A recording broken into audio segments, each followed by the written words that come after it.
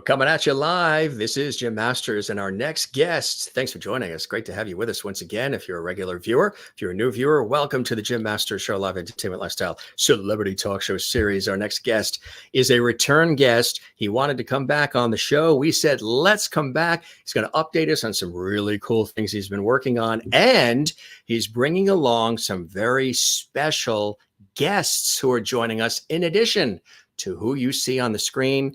Jimmy Boots Finfera is joining us. He is a renowned paranormal investigator, a retired bounty hunter, reality star, documentarian, and so much more.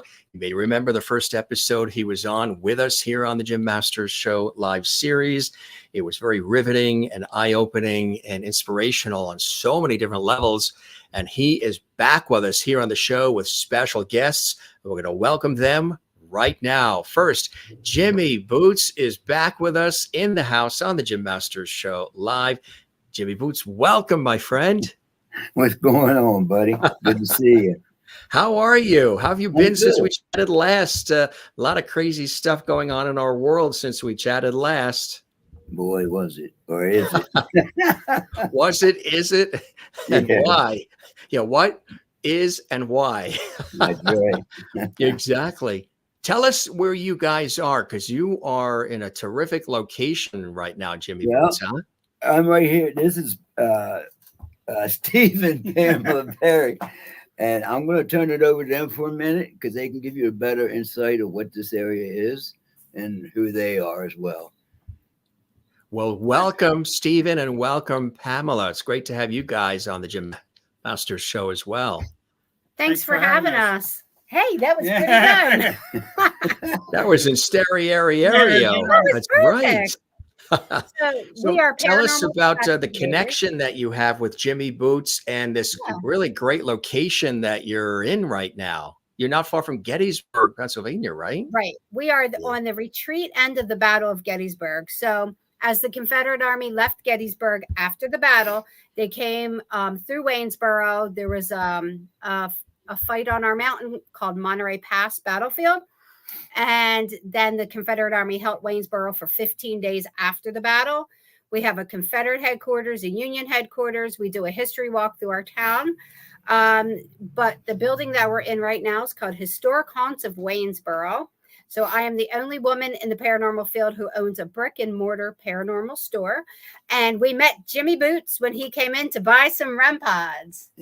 Yeah. So that was a long time ago. That was a long time ago. Yeah. And we just developed a kinship and friendship, and we've investigated many times.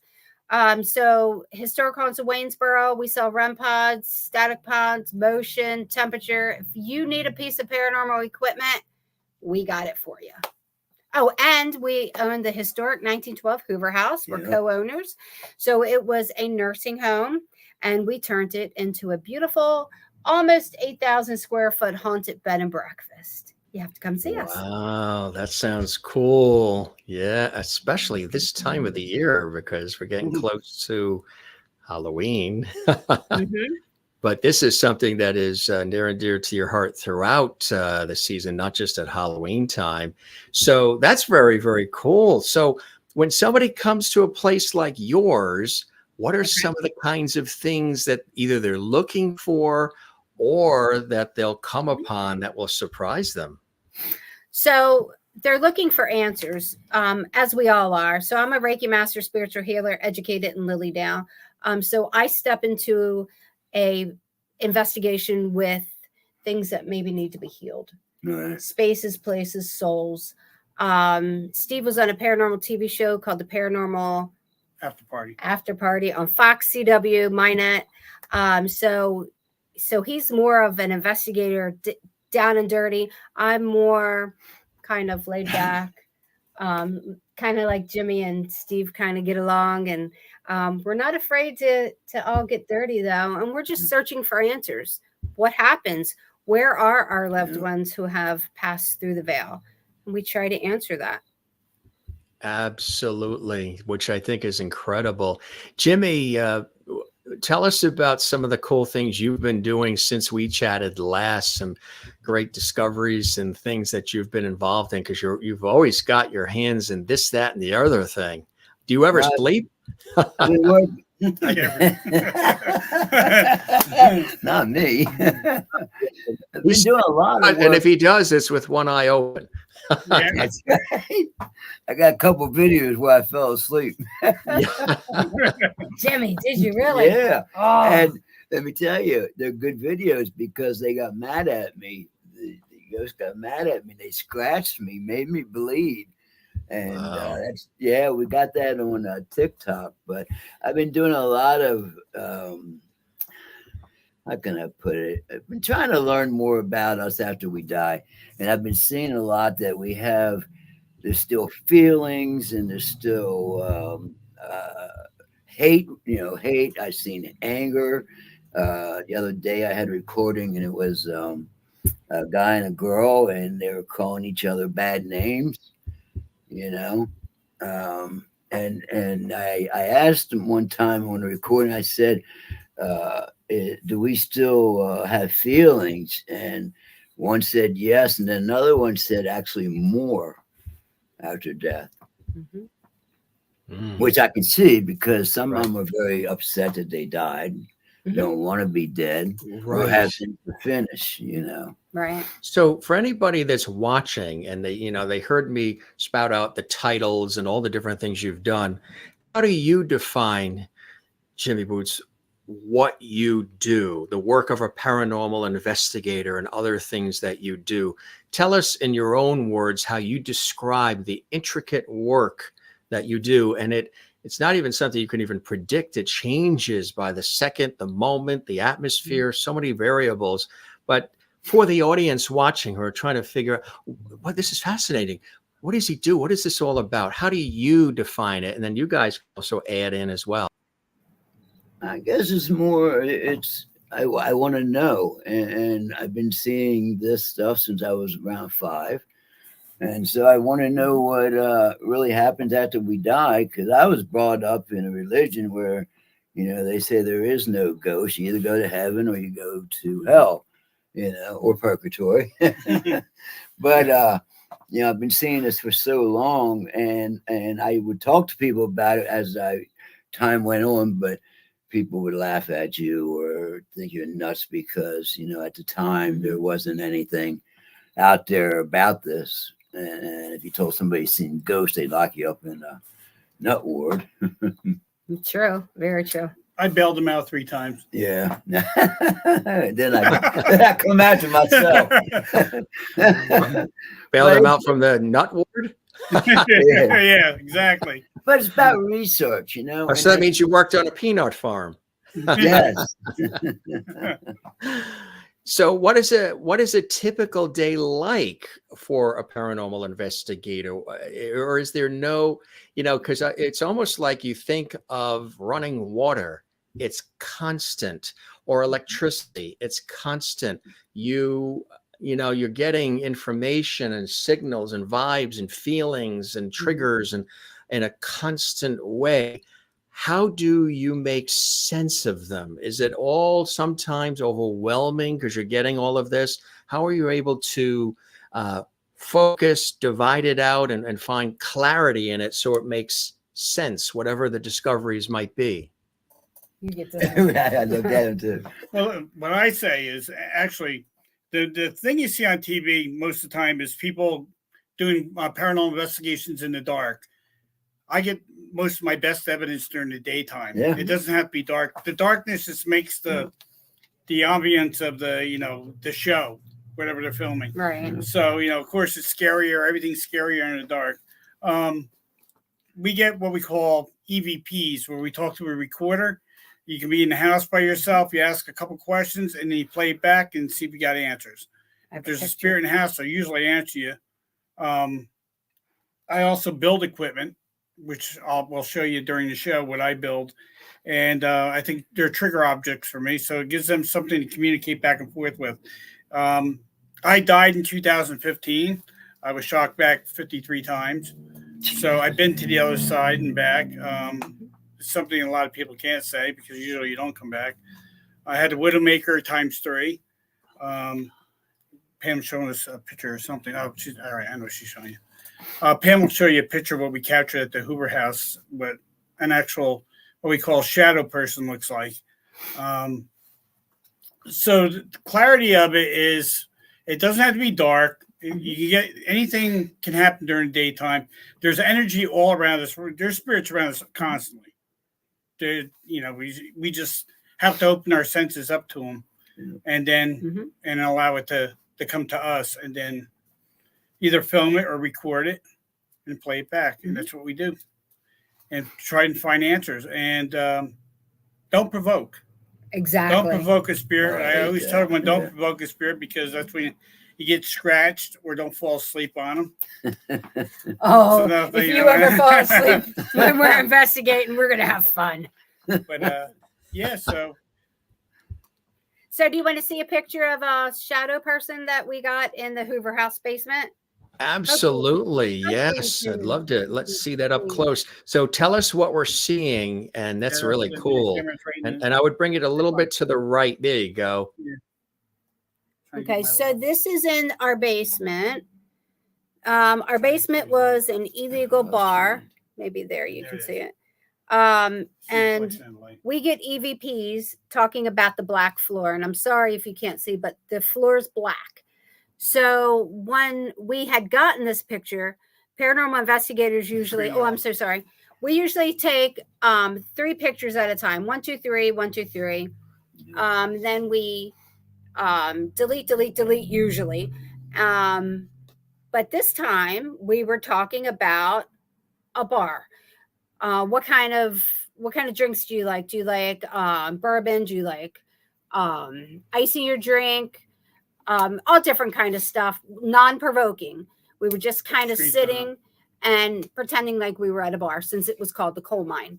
And then, so they're doing their EVPs, getting some really good things. And then I got that. And I was like, wow. I did not interrupt the investigation to show them what I had gotten till after we were done with the EVPs. So that is kind of near the ladies' room. Sure.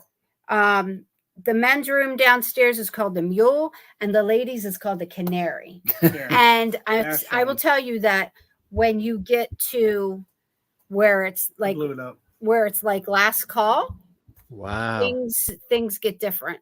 So the top of the Hoover House, we were a nursing home. A lot of energies up there that are the greatest generation that just don't want to be forgotten, and not anything evil or demonic. When people come into the Hoover House, we welcome them in like you're going to visit your grandmother. Right. So I want your energy and your vibration to be comfortable. And when we open ourselves up at that level, I feel that we get more evidence, because they're more willing to communicate with us when we're calm and collective and non-provoking and polite. Are you ever frightened by what you see and what comes your way? Yes. Last night. It's funny that you say that. Steve, tell them. Go ahead. We were the only ones in the Hoover House, where we live on the 3rd floor. And I went to the ladies' room. As I'm coming back, I heard something from downstairs. And I was like, okay, Steve's still sleeping. It was early in the morning. I go into the bedroom and I said, Steve, wake up. And he's like, what? And I'm like, just please get up. Somebody's downstairs. And I'm not joking. Please get up now. I'm like, I can't go down myself. You're going to laugh. So I grabbed my phone in case I had to call 911. And he went down first. And we have XM radio through the house, and it was on. Bah, bah, bah, bah, bah. Yeah, something turned it on. And I was just like, there's no timer on it. wow. How unusual, because before we started live, that's what I was listening to, XM Sirius Satellite Radio. But yeah. And he started laughing at me. He's like, big bad paranormal investigator you are. And I'm like, but I was half asleep, and I'm sorry, but I'm not going down first. I made him. She does that to me all the time. When the spirits act up in our house, she'll say, there's someone here. And she'll make me go all the way down the basement, check every closet in the house, go floor. Yes. We got 4 floors. So you got the Oh my basement, God. then you got the We're bar almost area, 8,000 then square you got the feet. first floor, and then you got the second floor, right. and it's like it's crazy. So, So is that why you're standing, Steve, in case you need to make a quick break for it? Yeah. Actually, my chair's in the He's got to closet. head to the exit quick. I put the soft light, so we didn't have that big bright light. So I got one of the ring lights here, and the chair that I was going to sit in is in the closet, and I don't want to move everything, knock the scenery out. So I just, yeah, not a big deal. That is amazing. yeah, I'm looking for a picture. I'm sorry, I should have been prepared. I have a and- question as far as with all the stuff that's been going on lately in our world. There's war, there's been the health scare, the pandemic, and just a lot of energy that is out there that is unusual, that's negative, that some of it's toxic, some of it's we've never experienced before. We have storms and natural disasters and occurrences that seem to be bigger, more often, and angrier. Does any of this tie into any of this, or is any of this a message? Any of this telling us anything? And are you pulling any energy from all these things that are happening around us just in the last couple of years that have come out all of us all at the same time? It's Yes. amped up the paranormal. Absolutely. Yes Yeah. to all of that. Because remember, these were people, that have gone on before us, especially during the pandemic. So my great grandmother died in the flu epidemic of 1918. And right before we had gotten sick, there was glitter. And Steve's like, what is that? And I'm like, I don't know. And I started dreaming about her. And she's actually at my front door. I have a big portrait of her. I think that was her way of communicating to say that everything was going to be okay. But these storms, I'm telling you, they do amp up. And so that's our Hoover house. Oh, Steve, your picture might be better. No, you got to get it by the camera. The camera's up there. Okay. Now let me cut the light down. Hold on. That's our Hoover house. So, no, where the retreat end. I'm so sorry. When was that constructed? It's beautiful. When was that constructed? It was built in 1911. There we go. 1911. The Hoover house, the Hoovers who built the house moved in 1912. We are called the Historic 1912 Hoover House. And like I said, we were a nursing home, a restaurant, and all different kind of things. And now we're a haunted bed and breakfast. So feel free to look us up. And, we also do a history walk through town because the Confederate Army came through they left Gettysburg. Some of them came through Fairfield. They were heading towards, some of them were heading towards Harrisburg. Some were heading towards Maryland. Maryland's about 8 miles from us. They came up Monterey Pass. They called it Mount Misery. The Confederate Army and the Union Army met on this treacherous, all these trails. It was thundering, it was lightning, and we actually have the honor of taking people up there on that hallowed ground, and we actually investigate it. We raise money for that part of the battlefield. So we're not only investigating, we're preserving history while we do it. That is amazing. So have the three of you become sort of like a team now? Are you playing off each other and complimenting each other? Live kind of far apart, but you guys are far apart. Yeah. I didn't realize when they moved the store that they moved it when they did, and I didn't realize I had to go through the woods to Grandma's house. We're only 20. We're 20 miles from Gettysburg. And I was riding my motorcycle here, and I'm just waiting for all these deer to come out, man. Yeah. Oh, that's my right. God. Did you see the great pumpkin on the way? Yeah. And I was so scared that I was going to love that motorcycle, huh? Yeah, There that's our new one. Yeah, that's the one we got a few years back. You didn't see mine, did you, Jim? Yes, I did see yours. Yes. Yeah. Yes. Wow. When we mentioned you were going to be on, Jimmy, there was a lot of people that were very excited. You have quite the following, quite the fan club, people who totally believe in you and who are also very dedicated to you and support you, which I think is a cool thing. Has that surprised you that there's so many people out there who follow you and they're very fascinated by what you do? Yeah, because sometimes I wonder when I tell people things that they think I'm nuts or not, But You're lovable. yeah, that's right. You must have, I mean, are you finding things on your own, or are people contacting you and saying, "Hey, I need help Well, finding this, that, someone"? How does it work? no, I have a lot of things around me already, anyways. And if I go somewheres and there's one there and they know that I know they're there, then a bunch of them show up. Mhm. But I do a lot of my own research by myself, and That's the best way to do it, actually. it is. And I'm like Steve. I don't believe in you don't need to be in total darkness, and you want quietness and so forth like that. Yes, Mhm. but they watch you. Let me tell you something. I was falling asleep one time again, and I got on recording and video, and the guy said, "Don't you want a cup of coffee?" Really? Yeah. Oh, yeah. It's on Nice. my TikTok.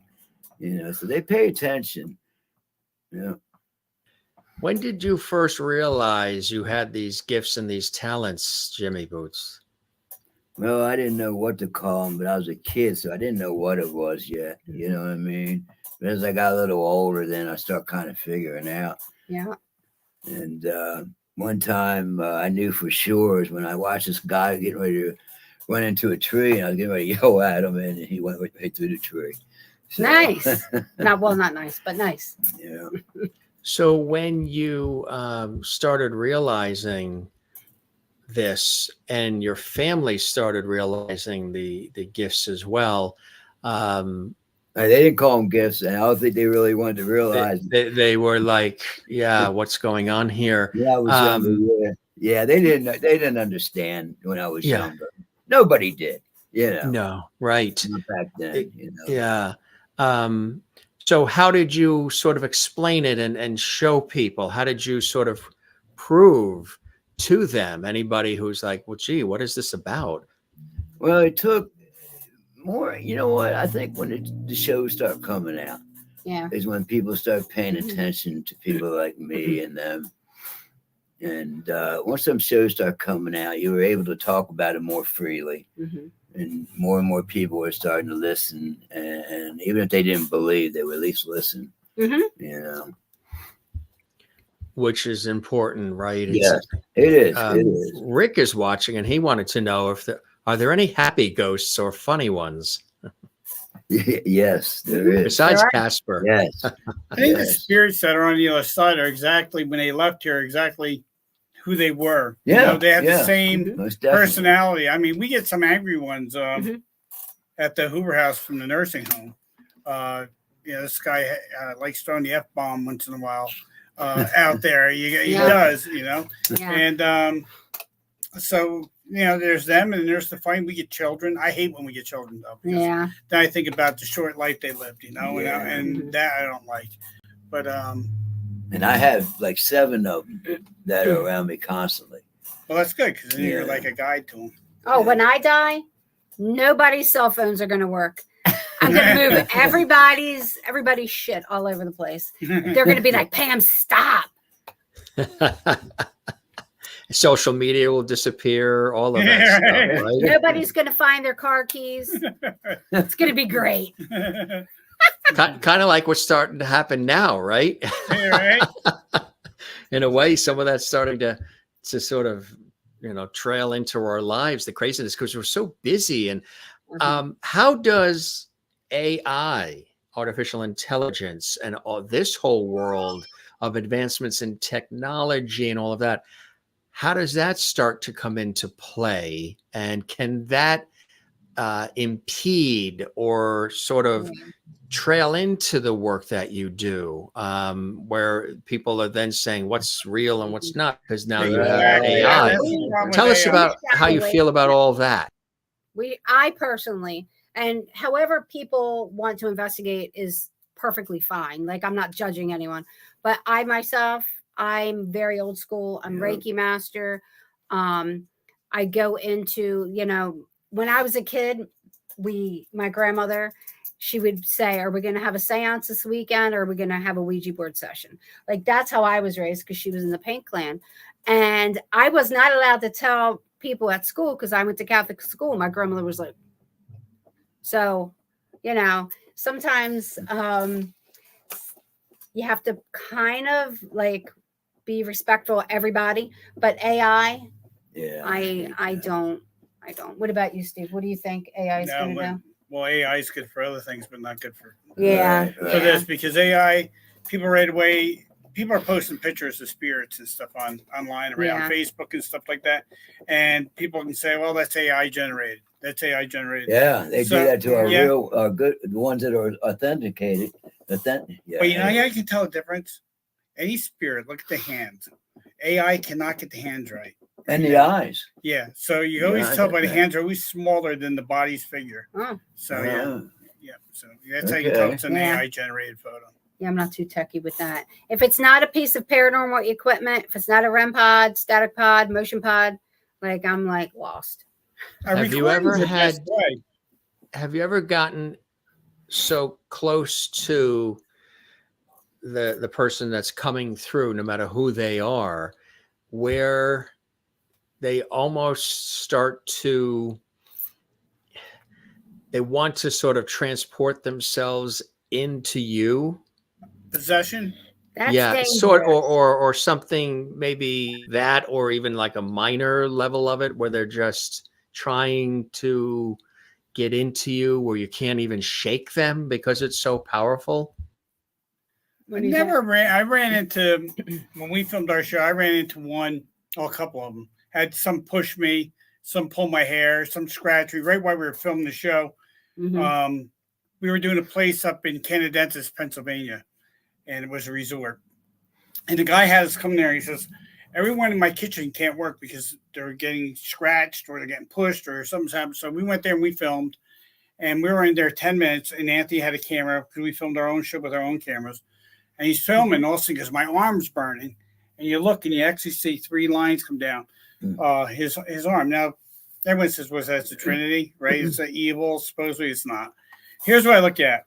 A spirit, if you go into their area, that's their house. That's how they remember it. Now you're converting it. You're changing it. You're maybe putting restaurant equipment in there or something like that. They never had that before. Right. You're changing their whole atmosphere. They don't like that. Right. Like today, it's like someone came to your house and walked in and said, I'm taking this wall out. And what are you going to do? Oh, no, you're not. Right. So they don't, some I believe don't even know they've passed. They're stuck. And look how we dress today. I think that, we've had EVPs where they kind of make fun of us because we have pants on, because they're Victorian. Right. The ladies had dresses and hats, and we don't do that nowadays. I had one that stated she was born in 1000. Wow. Yeah. Wow. So I can only imagine what she thought. Right? Are there certain areas, certain places that you can go where there's a better chance where this will happen? Like, of course, everybody thinks of cemeteries. They think of old mental hospitals. They think of caves, those kinds of things that you always see depicted in television and movies and all. Or can it really be just about anywhere? Could you be walking down the street? Could it be bright, sunny out, beautiful day when you would not expect, and then all of a sudden something happens? Are there certain areas and even certain places on the planet where there's more activity just because of certain circumstances? Oh, yeah. Yeah, the veil's thinner in certain places. You get ley lines and crystals. And we do a cave system now. We have to take you down there. All right. Yeah. Energy, wherever there's energy, a lot of energy. Spirits need to communicate through energy. Yeah. Water. What's the cave system? You were saying the caves. What's that about? So Waynesboro is built on a cave system. So on that part of Waynesboro, we've got High Rock and Site R and Site D. So that's all restricted. The government owns all of that. That's cave systems. Really? So This is Camp David. Yeah. and Camp David, and there's another one. There's another one down there too. Pentagon. The underground Pentagon. I'm sorry. So they were Really? digging one of You our get there from sheets here. here, and they came upon. They were digging, and they were putting the cement down. They were like, "Where's all of our cement going?" They called in Penn State. And you can look at this. It's a really cool. It's in the newspaper. They splunked 250 feet down. It's one of the largest cave systems in Pennsylvania. So, and then they used part of Waynesboro for the Underground Railroad. And if you go just out of town, it's called Black Coffee, Coffey, Black Coffee Caverns. And it's owned by a mom and a daughter. And they take you down. You're down there for hours, and you're deep. The way that they were, they found them, was that their horses or cows started falling, and they were like, "Where's all of This our cave system, Jim, where's is all of it underneath their going?" house. It's Yes. you go to enter the cave, you go through their house into their basement, and then down these stairs. It's It was a amazing. tourist attraction back in the 50s, and then they closed the caves after a while in the 60s, and they were closed for 30 some years or no 60 some years. It was, I think. yeah. So, I mean, it's got regular steps. It's got sidewalks down in there because it was a tourist attraction. But we got some good EVPs down there. We were speaking to maybe like the miners or some Native American spirit. And we got some good stuff. Yeah, when we Real brought good Tom, stuff. we have a tom. I don't know if there's one here, but we had a tom drum down there that lights up. So if something goes near it, it would light up. And we set that up in the cave system, just up on a rock on a cave. Yep. And Pam says, "Can you go by that unit and touch that drum?" And all of a sudden, the drum lit up. Now, you have to have Yep. energy to light that drum up. Yeah. So Is there anywhere you just won't go? It's just, you No. know, and it could be individual or collectively, where you're just feeling energy that's so not in vibe with you, where you're like, you Nope, take let's do that it. one, I'm going home. You know what I mean? Does that ever Yep. happen? Nope. Let's do it. we'll go in there, but respectfully, if the energy is really bad, someone's feeling bad, we usually ask them just step out of the room because maybe they might get attacked by something. Something might not be happy with them being in there. How May about like remind the them of someone. orphanage? The orphanage, we had a guy go in there and provoke the kids, and then he got choked. He got choked so bad by the spirits that he was actually gagging for air, like he was going to puke. And we had to get him Really? outside. Once he got out that building, he was fine. Now, we never took him on an investigation again with us, ever. But that can happen to you. And that's the orphanage in In Gettysburg. Gettysburg, yes. Oh, the orphanage. Yeah. That's, I would Down the imagine. basement. Yeah. So, what are some exciting things that you're working on now, and are you doing? Because I know you've had Jimmy Boots. You're very involved in documentary work and reality television. Been featured on, and you all have had opportunities to dabble in these areas. What are some things that you're working on or that you're excited about that are happening now? I mean, I've been doing a lot of my own research with the pandemic and everything happening, and really, I just wasn't getting out doing much except for my own, and I discovered a lot of things lately with them. But like I said in the beginning, they still have feelings, and they get angry, and if they get mad enough, they will hurt. They'll scratch you. They scratched me and pulled blood, and so they didn't like me falling asleep. And they can be funny, but when you hear them argue amongst themselves, it's funny, but it also lets you realize that sometimes, like, we just don't die. It's not over. And that's great. Right. Right. Well, you think it is. Do you really want to stay and live in one area, or would you rather, that's what I wonder sometimes. I don't want to just live like people go to graveyards to do investigation. If I'm a ghost, why would I hang out in my graveyard with my body, I believe we all have a soul contract. I believe that before we're incarnated into this life, that we sign a soul contract with our creator, whoever you want to Whatever you want to call whoever you want to call that. Whatever So universe, I usually so my soul contract is different than your soul contract, Right. but no conversation is ever just kind of done. It's always on purpose. So let's say, okay, so my father died in his 57. I had a really hard time with that. Being a paranormal investigator and researching, you think I would be okay, right? But I wasn't. I was really angry that my father had to be taken so young. Yeah. So then I started reading some Carolyn Meese and educating myself and going to Lily Dale and trying to find peace. And I realized that that was his soul contract. He made that soul contract to go back to universe, creator, or to be reborn again into the next life.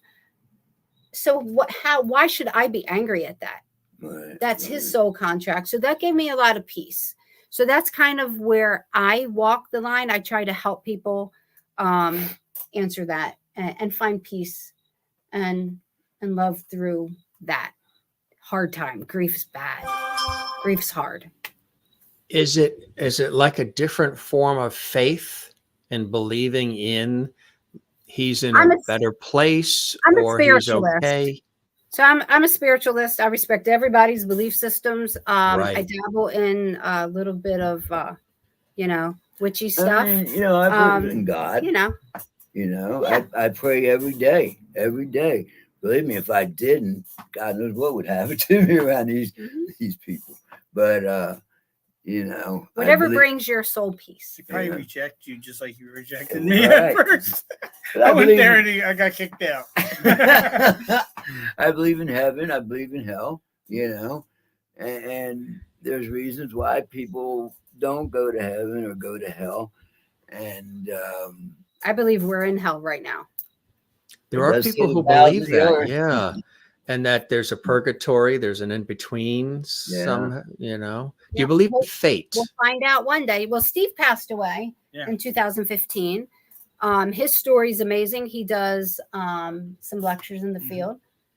I don't know if you want to share anything with them. No, I don't know how much time he's got. Yeah. Did you remember that? Did you remember anything from that? Oh, yeah. I came back with a message of it.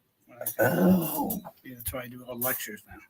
No, I didn't know. Yeah, when you pass away, let me put it this way. When I passed away, I had a widowmaker times 3. So my right artery, my heart was 100% clogged.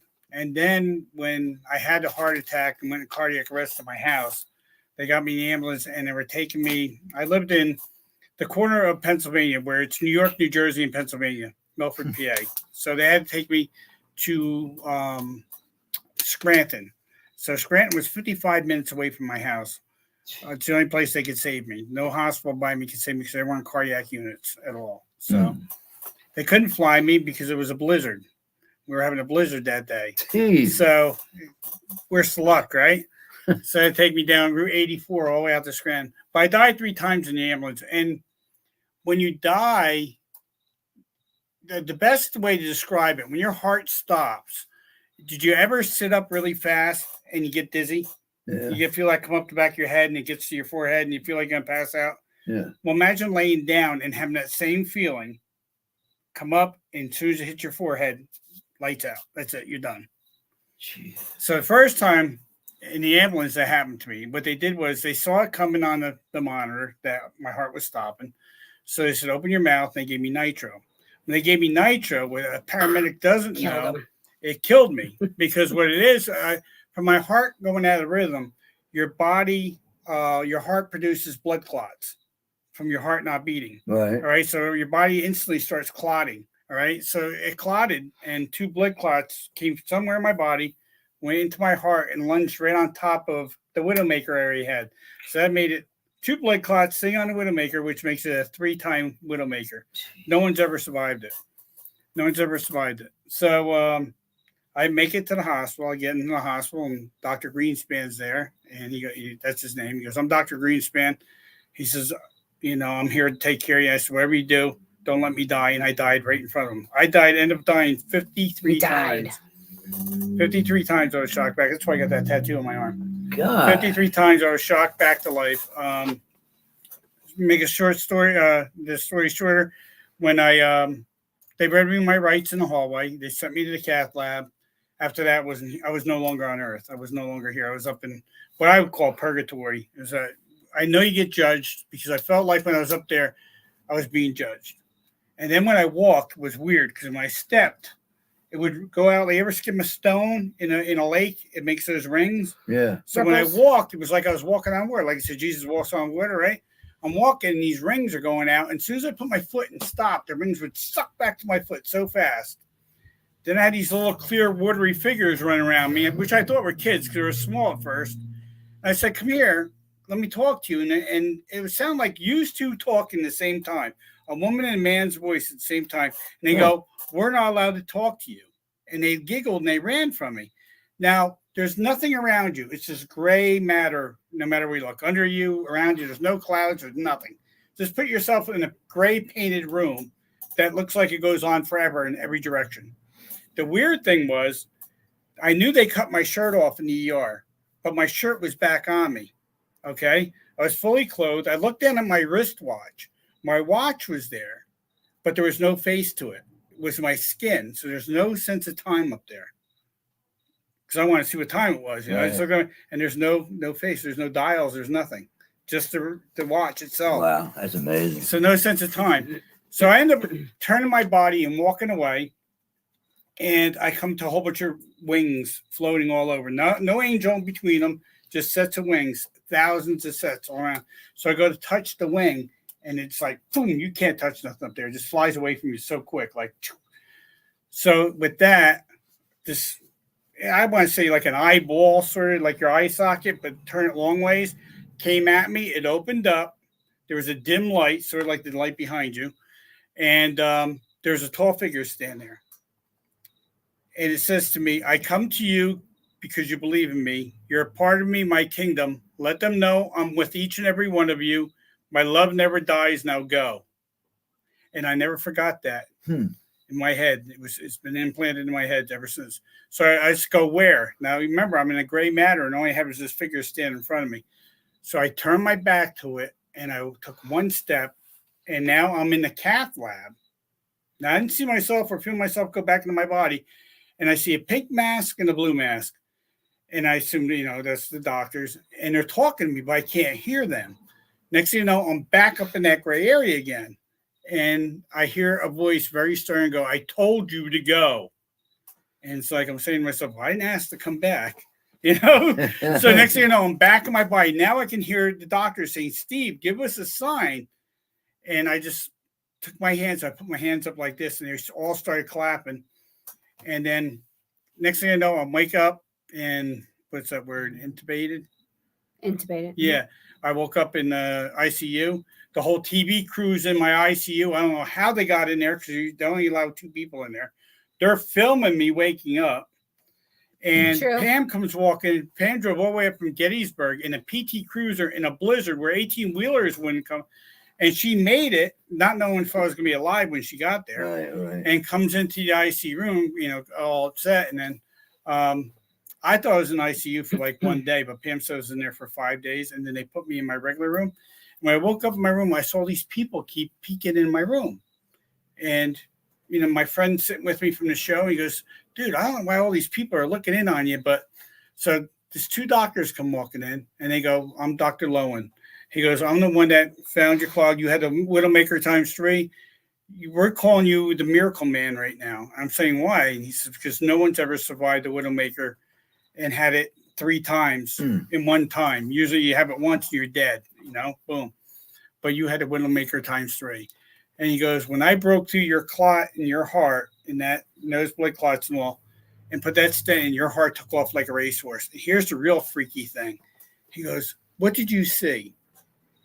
I said, "How do you know I saw something?" He goes, "The whole time I was working on you, you were talking to me."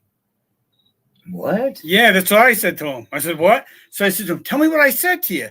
He goes, "I got to do my rounds. I can't talk right now. When you come see me in a month, I'll tell you." I said, "Great." So I go, and he starts walking out. I go, "Doc," I said, "where's the female cardiologist that was working on me?" He goes, "How do you know there's a female cardiologist?" I said, "Because I saw a pink mask and a blue mask when I woke up in the cath lab." He goes, now you're freaking me out. I said, why? He goes, you can't see that. I said, what do you mean I can't see it? He goes, when you're in heart surgery, we put patches over your eyes and cotton, so you can't see out if you wake up during surgery. Right. We don't want you freaking out, so you can't see nothing. There's no way you saw us. I said, I saw you plain as day. She was on the right, and he goes, you're freaking me out now, and he left. Right. So a month later, I go back to his office, and stupid me, I walked in, and I go, hey, Dr. Lone, how you doing, Steve? Looking good. You look great. I said, yeah. I said, remember how you told me I was talking to you while you're in my heart? He goes, yeah. I said, can you tell me what I said? He goes, why do you want to know that? I said, because I'm thinking of writing a book. Boom. He zipped right up. Oh, no. He wouldn't tell. He goes, I don't want to be no book. So I don't know what I ever said to him. He wouldn't tell me. So he zipped you up, and then he zipped himself up. Yeah, pretty much. Yeah. Oh, But my that God. message I got where it says, I come to you because you believe me, you're part of me, my kingdom. Let them know with each and every one of you, my love never dies. I believe that was Christ saying that to me, to let everyone know on earth here that he is still around you, even though he's not answering you when you say, Jesus, answer, give me a sign or something. He just wants everyone to know he is around you. That's incredible. And when I woke up in ICU, I meant to tell this, I wanted to write that down. Now, remember, I have 3 tubes down me, machine breathing for me and everything else. And I wanted to write angels and write that phrase down because I thought I'd forget it. And it's locked in my head. I could never forget it if I wanted it to. That's absolute. Thanks for sharing that story, Stephen. That's riveting. And a lot of people are saying, what an incredible story. That blows my mind. Merlin had asked Stephen, do you believe in having DNR? Yes. Tell the audience what DNR is. That's Do not resuscitate. Yeah, do not resuscitate. Yes. Right. Yes. You know who's watching? Dear friend of our show. He's been a guest. We have to have him back. Happens to be the brother of Jimmy Boots. Very, very well known and established Hollywood actor extraordinaire. The award-winning Joe Finfera is in the house, and he says, ask Jimmy about great-grandmother's haunted beds. Joe, Oh, good to see you, my friend. And again, Joe is Jimmy Boots' brother, talented actor in Hollywood. And he also adds in, now we love him more. You guys are great. Joe is a Jim Master Show lovity. All right, tell us about great-grandma's haunted beds. Yeah, we had 2 beds. He had one and I had one. And mine was in the closet. And I can't remember where Joey's was, but I kept having experiences, things happening at my apartment. I was like maybe 18. And the closet door kept opening up and I could smell perfume and yeah. And then one day I had a baby and he looked up at the wall and just started screaming because something just was there. But what I remember was a lot of things were happening, but I remember I went to go lay down one evening and I was pretty upset about what was going on because it was scaring my kid. And all of a sudden, I just laid down and all of a sudden I felt this real warm feeling. I knew somebody was there. But when you think something bad's around you, want to like cover up with blankets and all that. Well, I didn't feel that. I didn't need to feel that. It was like I was okay. Everything was fine. And then I'd seen these most beautiful lights I've ever seen in my life. And they went through my bedroom door, around me, into the closet and to the bed. And I start thinking and remembering that my grandmother and great-grandfather, they slept side by side like that. And yeah, and she wanted the beds back together is what the story is.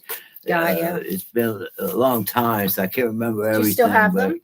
No, I can't even remember what happened to them now. But Joey was having problems too, and I think his were worse than mine. Actually, I think you had to ask him. I can't remember everything. But So you think yours yeah. was a female spirit play? She smelled the perfume. Yeah, it was definitely. grandmother. It was my Oh, it great was grandmother, grandmother. okay. Yeah, it was my great grandmother. We believe it was Grandma Tori. Yeah, That's an and incredible story. Wow. yeah, she had a stroke, and Yeah. she had a stroke. It would be my mom's mom. And by the way, my mom's in Florida, Clearwater, and she's still Oh. there. Okay. She's still So, there. yeah, and I'm Send her really good. upset, and I Oh, yeah. wish I could snap my fingers and get her and my So Uncle let's, Joe's wife out of there. fingers crossed. Yeah. And Yeah. yeah, we have family and friends and colleagues in Florida as well. Well, we have colleagues and friends in Clearwater, Tampa, St. Pete. Some of them even work at the Home Shopping Network, which is actually based there. Some fellow Right. hosts, but we have family in other parts of Florida, and some of it is where that is going. Not in the beginning, but at the tail end, as it crosses that state. Yeah, it's amazing, these storms and all of these things that have been happening. We pray for everybody that's We in just rode out the Helene. beautiful Yeah. We were in sunshine state. Gatlinburg We were in Gatlinburg. when Helene hit. Oh, that's right, you guys Yeah. were. Yeah. A TV colleague of mine lives in the town next to Asheville, North Carolina. Wow. Not And that Chimney Rock. area just got Chimney pummeled. Rock. Yeah, it was Chimney Rock. And beautiful areas too, historic areas. A couple of our viewers, we welcome everybody. Jim Masters here on the Jim Masters Show Live series. If you're enjoying this episode, give it a like on our YouTube channel. Drop a comment for us. Say hello. Subscribe to our YouTube channel, Jim Masters TV. That helps us grow. Merlin's watching in Ontario, Canada. And she said, when I was younger, my parents were having a party. There was a knock on the back door, then the front door with footprints in the snow. The next day, my mother got a wire that her father passed. That's something. Oh, wow. Wow. That's really interesting. Thanks for sharing that. Yeah. And let's see. Rick is here and says, so with so much security cameras like the Ring of other doorbell cameras, of movement cameras, will the paranormal show up on security cameras, Ring cameras? Yes, a lot of people are using those. has, yes. The answer is yes. I think that's my cousin. Yes. Is Rick your cousin? I think so, yeah. Rick Courier. But sometimes our Ring camera that's goes fantastic. off. Like in the front, it'll say somebody's at the door. And there's no one there. And there's nobody there. But of course, we live in a haunted house, so Yeah. We had a relative that had Mhm. passed. It was an uncle that passed, and my aunt and cousins said that within the week that he had passed, and after the services and burial and all, the washing machine went on by itself, and then the dryer went on by itself for no reason. No, and they weren't even using them. They hadn't used them in a couple of days, and they just went on and then off. got their attention. Things of that nature. Yeah, there's a lot of photos taken of me at various places. I drove alone once through Death Valley, which was really an amazing experience. But it's a very unusual. There's a lot of times there's photos taken of me in places like Red Rocks or out at I'm an ocean person, so out at the ocean or wherever, where there's this glow around, and people who are really expert at it more than myself, they'll say, oh, you know what that is? That's not just a reflection off a lens. That's an orb that's around you. And I'll have so many different photos where there'll be one bouncing off my sunglass. There'll be one that's coming across me or around me in a very enveloping, sort of comforting way, or something that I'm giving off. But people will constantly say that when they look at the photos of me in different, outdoor locations generally.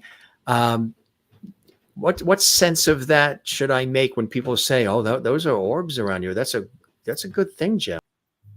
It could be your aura yourself. So we all, our energy, we put off an aura, whether you're, healthy, good, bad, sick, our auras change from time to time. So energy, spirits see that aura. So they're probably attracted to you. It's all positive. I get positive. It's usually when there's fabulous, exciting, fun, thrilling, sometimes even first time adventures that are happening where all my senses are open and heightened.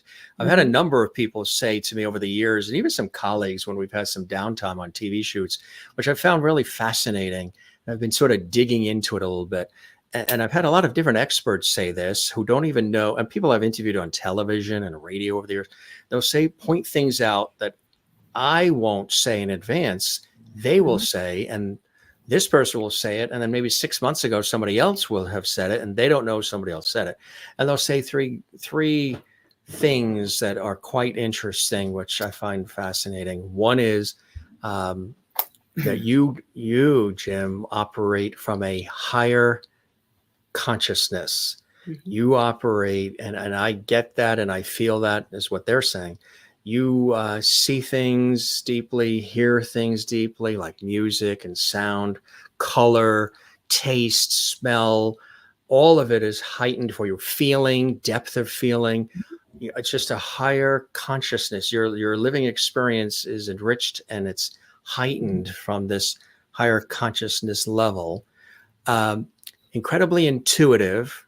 There are many times where I will know what somebody's going to say before they say it, how they're going to react before how they react.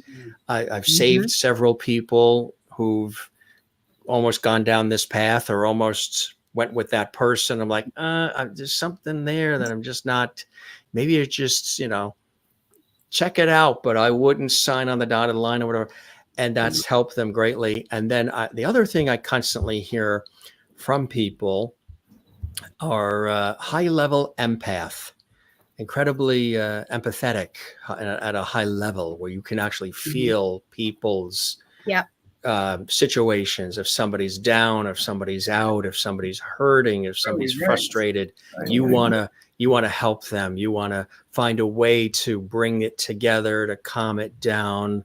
I've had so many times I've gone into a loud, noisy TV station or radio station where the place is, on fire. People are like, "Oh, where's the tape? Oh no!" And I'll come in, and all of us, and I won't come in like, "Hey, it's me." I'll come in calm, cool, collected, and all of a sudden they're like, "Oh my God, Jim's here. He's going to make us laugh. He's going to find ways to bring us together. He's going to figure it out. He's not going to yell and scream and tell us to do 50 push-ups. He's not going to come in boisterous and, hey, the party starts because I'm here. He's going to come in and he's going to find a way to bring this group and this group together." These are some things that I've been told. And what's very cool about it is it defines things now that I've always felt since childhood. Any thoughts on that?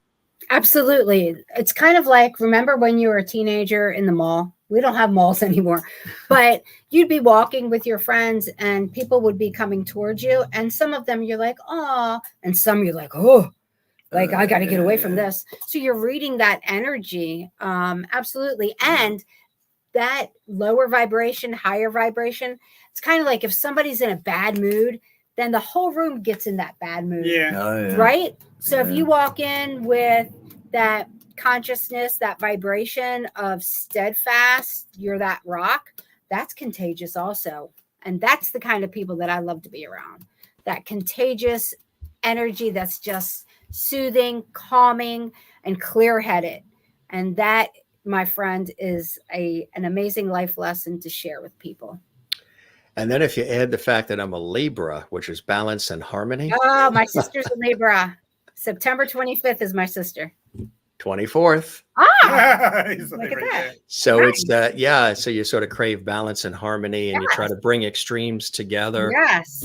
Which is really a fascinating thing. But I've interviewed professionally on television and radio psychiatrists who've said to me after the conversation we've had, "Oh my God, you made it so easy for me. You relaxed me. You allowed me to express myself. Oh my God, I was so nervous." I said, "Yeah, but you're the psychiatrist who gets a copay and an hourly charge. You are designed to make people feel at ease." She said, No, but I never talk about myself. I've never done this before. And you sort of found a way to, it's really interesting because I can in conversation feel the vibe. I've done it on live TV with people I've never met. I've done it on radio. I've done it in person, where I can feel whether this situation is going south and I need to rescue it, or I got to save the day, or perhaps that person is running out of steam, or they're not feeling too great. And I just have this unrehearsed, natural way that isn't scripted to feel what they're saying and plug into whatever the topic is. It could be anything. It could be something I don't even know anything about, but find a way to connect to it and blend in with it. And it lifts them up to where they're able to emote even more, which I've realized in what I do for a living, as a public person on TV and radio and all, that is maybe one of my gifts, talents, what have you, is the understanding of the human condition. I don't just come in and just, okay, here's a question, here's the answer, here's a question, here's the, see you later. There's a depth and a feeling to whatever it is we're doing. We're all left feeling good. I try to find where that comes from, but maybe it's just coming from within. Absolutely. Yeah, it's definitely Absolutely. coming That's within. coming from your soul. That's your core. That's your core.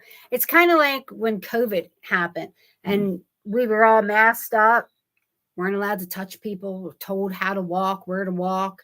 Everybody was afraid of everyone. Well, I think that's why I smile more now, because I missed that.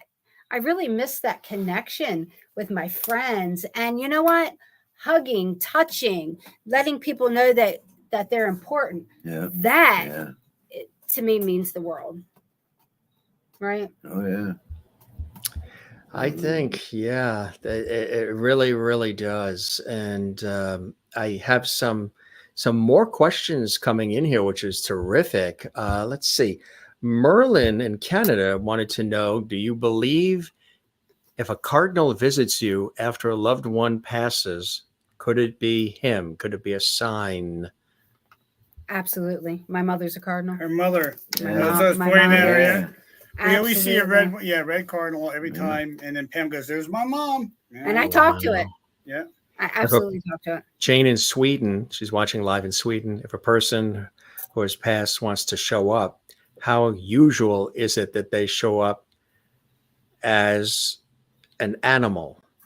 Sure. I mean, we just had what kind of bug was that? A stick bug? Yeah. So it's going to be something that is either different and it's going to catch your attention, or Butterflies. something that's meaningful to you. Yeah, a butterfly, something that's going to capture your attention and maybe bring that memory back about that person. There's another question coming in, or comment coming in. Maureen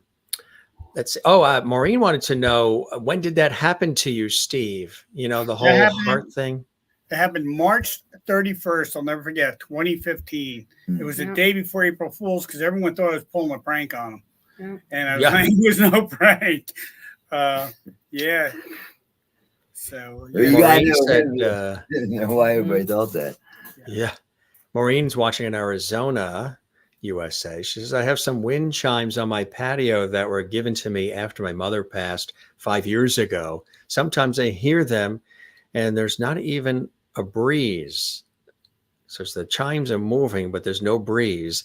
I know it's her stopping by to say hi. Absolutely. That vibration, the energy, sound, she's living through that. She's connecting with you through that. And the way they should try to. I love that. When someone's getting something like that, every cell phone has a recorder on it. Yes. Put your recorder on, get in a quiet room by yourself, and preferably house empty, and you're the only one in there. Ask like 5 questions. Give like 10 seconds between each question. Then play your recording back. You'll be surprised what you hear. Yeah. If there's someone here who wants to talk to you, they'll talk to you. And you'll hear on the playback. And Merlin adds, too, that she has a cardinal around her house there in Canada now all year round, even after she moved 3 hours away from where she was originally. the cardinal sort of showed up or followed, or it's a new one. Kathleen in New York City said, I have been looking for signs from my mother a lot these days. Her mother had passed away just a couple of years ago. Is it possible I'm looking too hard and not seeing them? So could you want it so much? Could you be just every ounce of your energy is, I have to see my mom. I have to feel my mom. I You're going to miss get my that mom. answer. That you can block it and she's right there in front of you, but you're not seeing. Exactly. Ask her to come to you in a dream. Yep. Dream, or Yeah. when you least expect it. Like I said, you could be just sitting there in a quiet room reading a book, and all of a sudden, bam, you get hit with it. You're most likely you're not going to know until it happens. Relax and let it flow. They're not going to stare and jump in front of you and go, hey, look, I'm here. That ain't going to happen.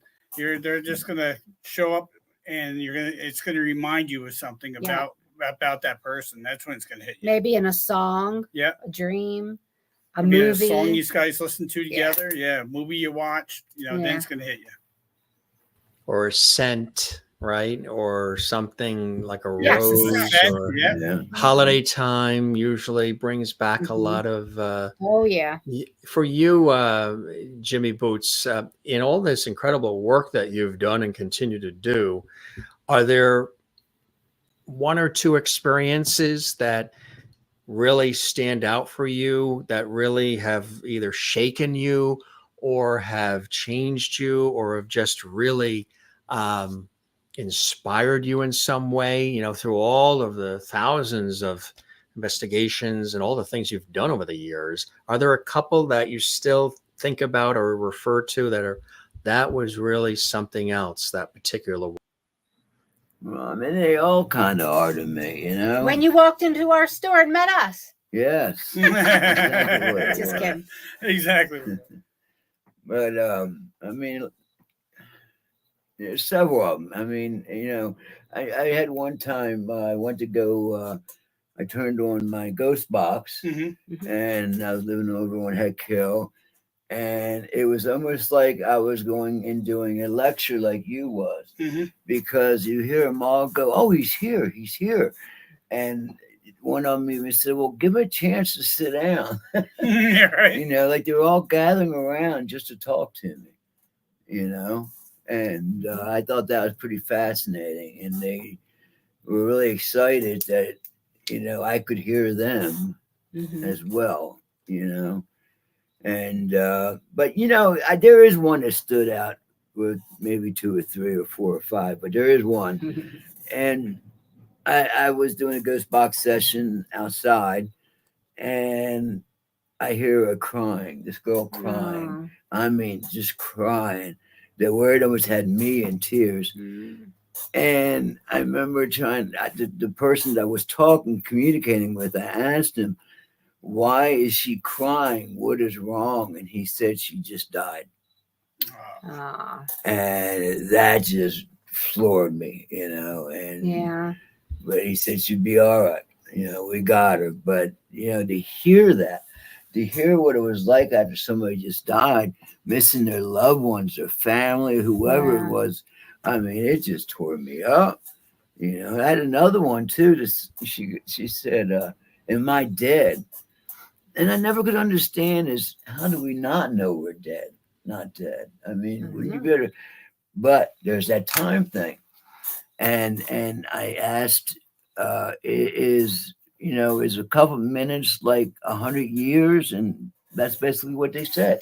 Well, that's what I thought when I had passed away, that I'm only like, if I had stayed there, for you would be years that you're still here. Right. To me, it's like I'm there now. You're showing up, and then she's showing up, and like bam, bam, bam is what it felt like. And the feeling up there is so warm and loving that everyone goes, "What's it feel like?" You can't explain it. You have to experience it. Right. It's a feeling I never felt before. But that's what I think happens to you. I think like they're around you all the time. They are. And just sit and listen. Sit and listen. Just get in a room. Like I said, put your phone on a recorder and ask questions. If they're there, they'll talk to you. But be careful. Yeah.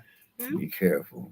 Yeah, I don't investigate. If I'm not feeling well, my energy's off. I don't. Right. You know, if I'm having a bad day and I'm kind of like in a cranky mood, it happens once in a while. I don't investigate because my energy's off. You know, and I'm not going to connect and have a good intent. Maybe. Right. You know, right. and that other vibration might kind of slip in. So I don't. Is there one that stands out for you, Pamela, too? One or two that were very intense that either, again, shocked you, changed you, or have really inspired you to see the world and life different? When I was a kid, I had 3 empowering chance visits with spirit. One was in my grandmother's bed. She was sleeping. I was sleeping, and there was a woman at the bottom of the bed with a white bedclothes on, and I can still see her to this day.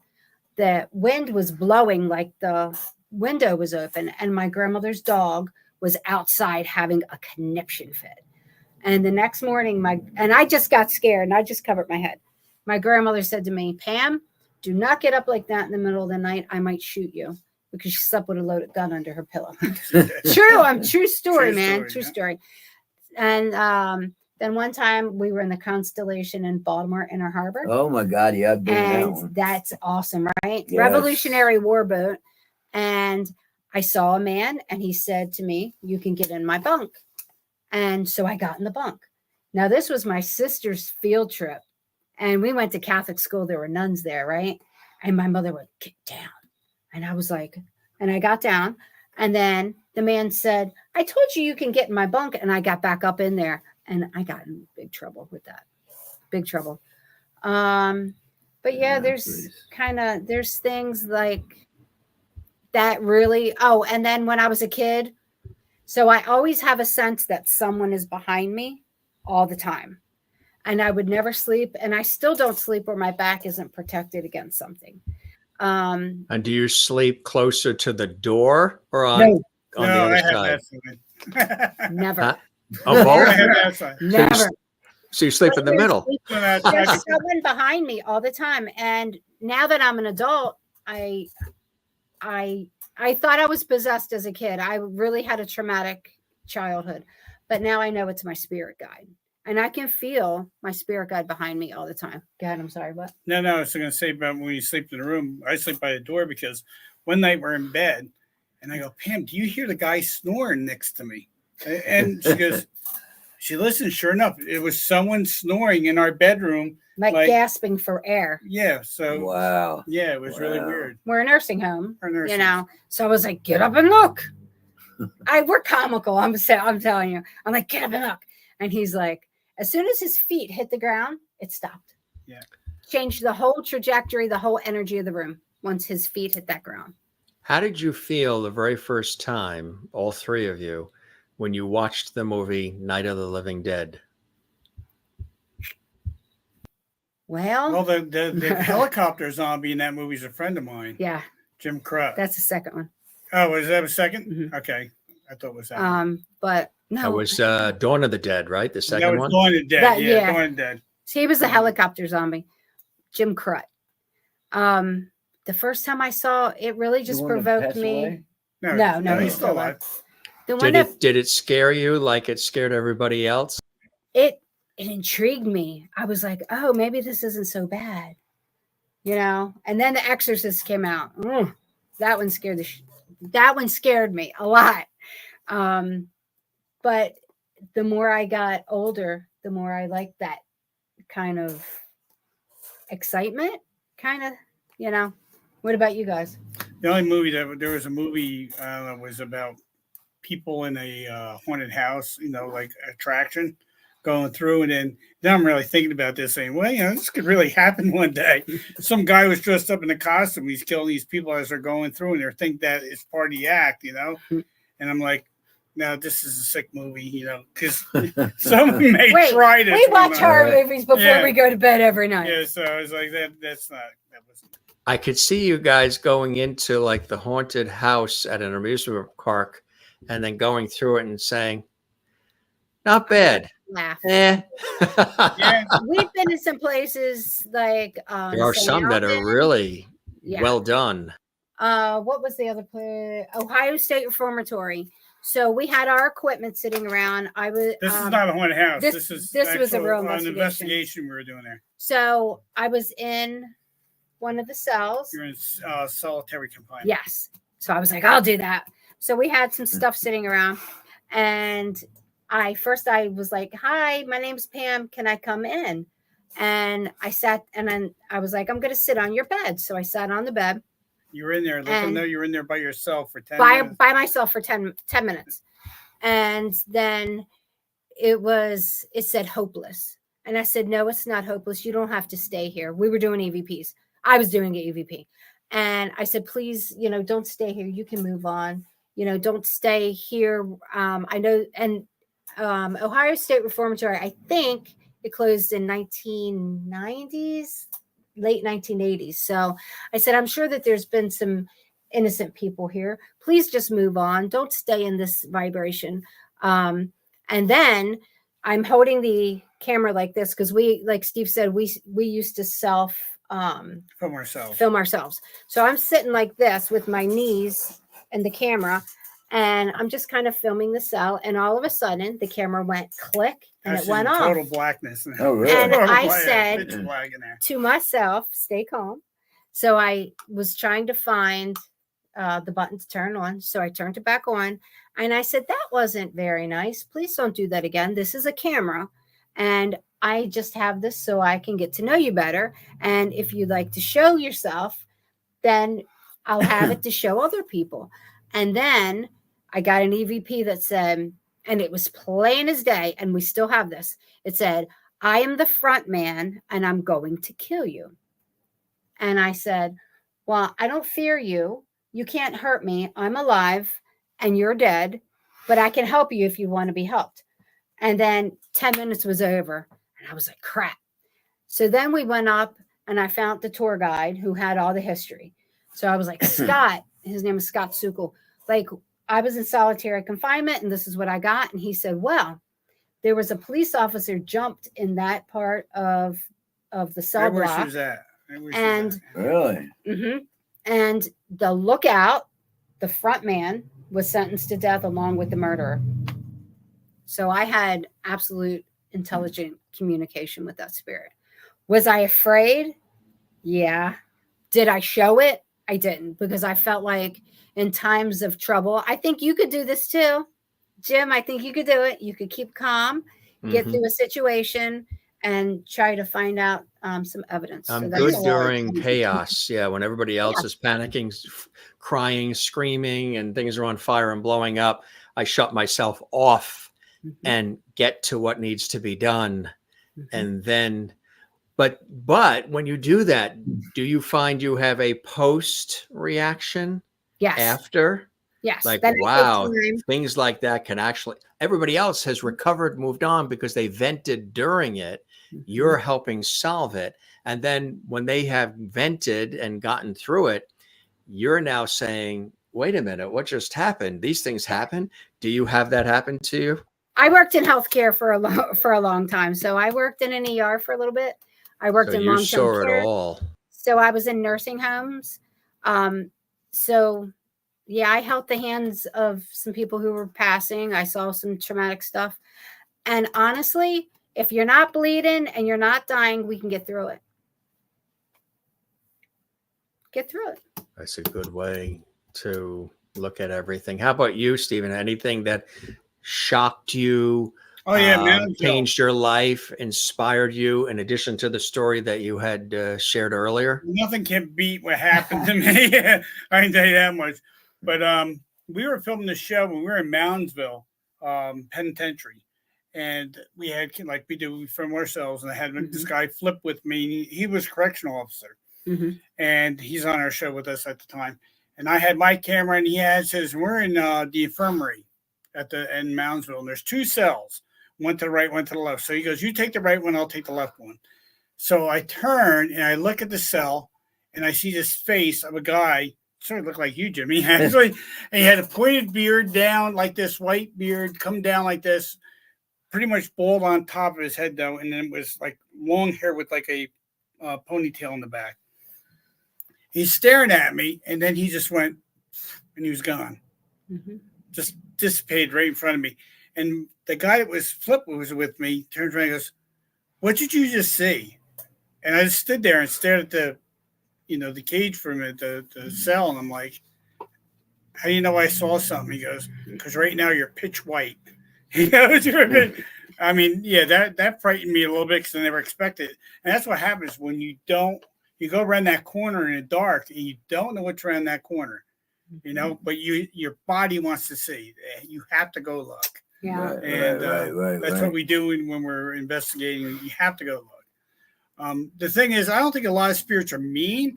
I think what happens is there's so many people going into some of these places, investigators, and think about it. If I came to your house and constantly said, "Tell me your name," do you know you're dead? Yeah. All these same questions. Wouldn't that be annoying? Wouldn't it be annoying? So how would you get rid of me? You scratch me, right? Yeah. Or you pull my hair or push me or something get me out of that area. I'd pinch you. Right? So I think if you're respectful and stuff like that, just I'm like, are you a boy or a girl? Yeah, right. I'd pinch you. Maureen had asked Stephen, have you had any other cardiac problems since that event in 2015? You were truly a miracle man. God certainly wasn't finished with you yet. She works in healthcare in Arizona, and she has for many, many years. So she's looking at it from the same way that Pamela would too, thinking about has there been anything else that has happened? Yes. What they did was they ended up... and she says you're a miracle. Yeah, they had me on blood thinner, Brilinta, for till 2020. In 2020, I'll never forget this either. It was New Year's. It was New Year's Eve, Christmas Eve. I was telling Pam, I said, I can feel my heart stopping. She goes, what? I said, I'm telling you, my heart's beating and I can feel it stopping. She goes, you had that surgery. You should be fine. You're on a blood thinner and everything else. I said, no, I actually feel it stopping. And actually, I wasn't on the blood thinner. Sorry, excuse that. They had taken me off it for 2 years. So I'm sitting there. They take me down to Gettysburg Hospital. They do an x-ray on me, on my heart and all. I said, nope, we don't see nothing on the monitor. Go home. Christmas Day, stayed home. Did Christmas the 26th. I said, take me back. It's getting worse. I can feel something. They send me back home. The 28th, I go. Finally comes to New Year's Eve. I said, I'm going to wreck your New Year's. My heart is, I can actually feel it actually stop now. It would go boom, boom, pause, and then build up, and then go boom. I said, I think I'm clogged again. They got me in there. This time they saw it on the heart on EKG. They saw it on there. And the doctor goes, guess what? You're not going home. You're staying here. But I can't cath you or nothing like that until the 2nd of January because all the doctors were gone. They didn't have no one. I couldn't believe they didn't have an emergency surgeon there to do it. So he goes, you're on, I think they put me on warfarin. How the heck did you time that ambulance or cop or whatever to go by as you're talking about this? I got a walkie-talkie. Talk about going the extra mile with the sound effects. You guys are the best. Right. Did you give him a cue? 3, 2, 1, go now. Yeah, our building's here, and our store and the hospital's like 2 buildings down from us right now where we're at. So you might get a couple more of those.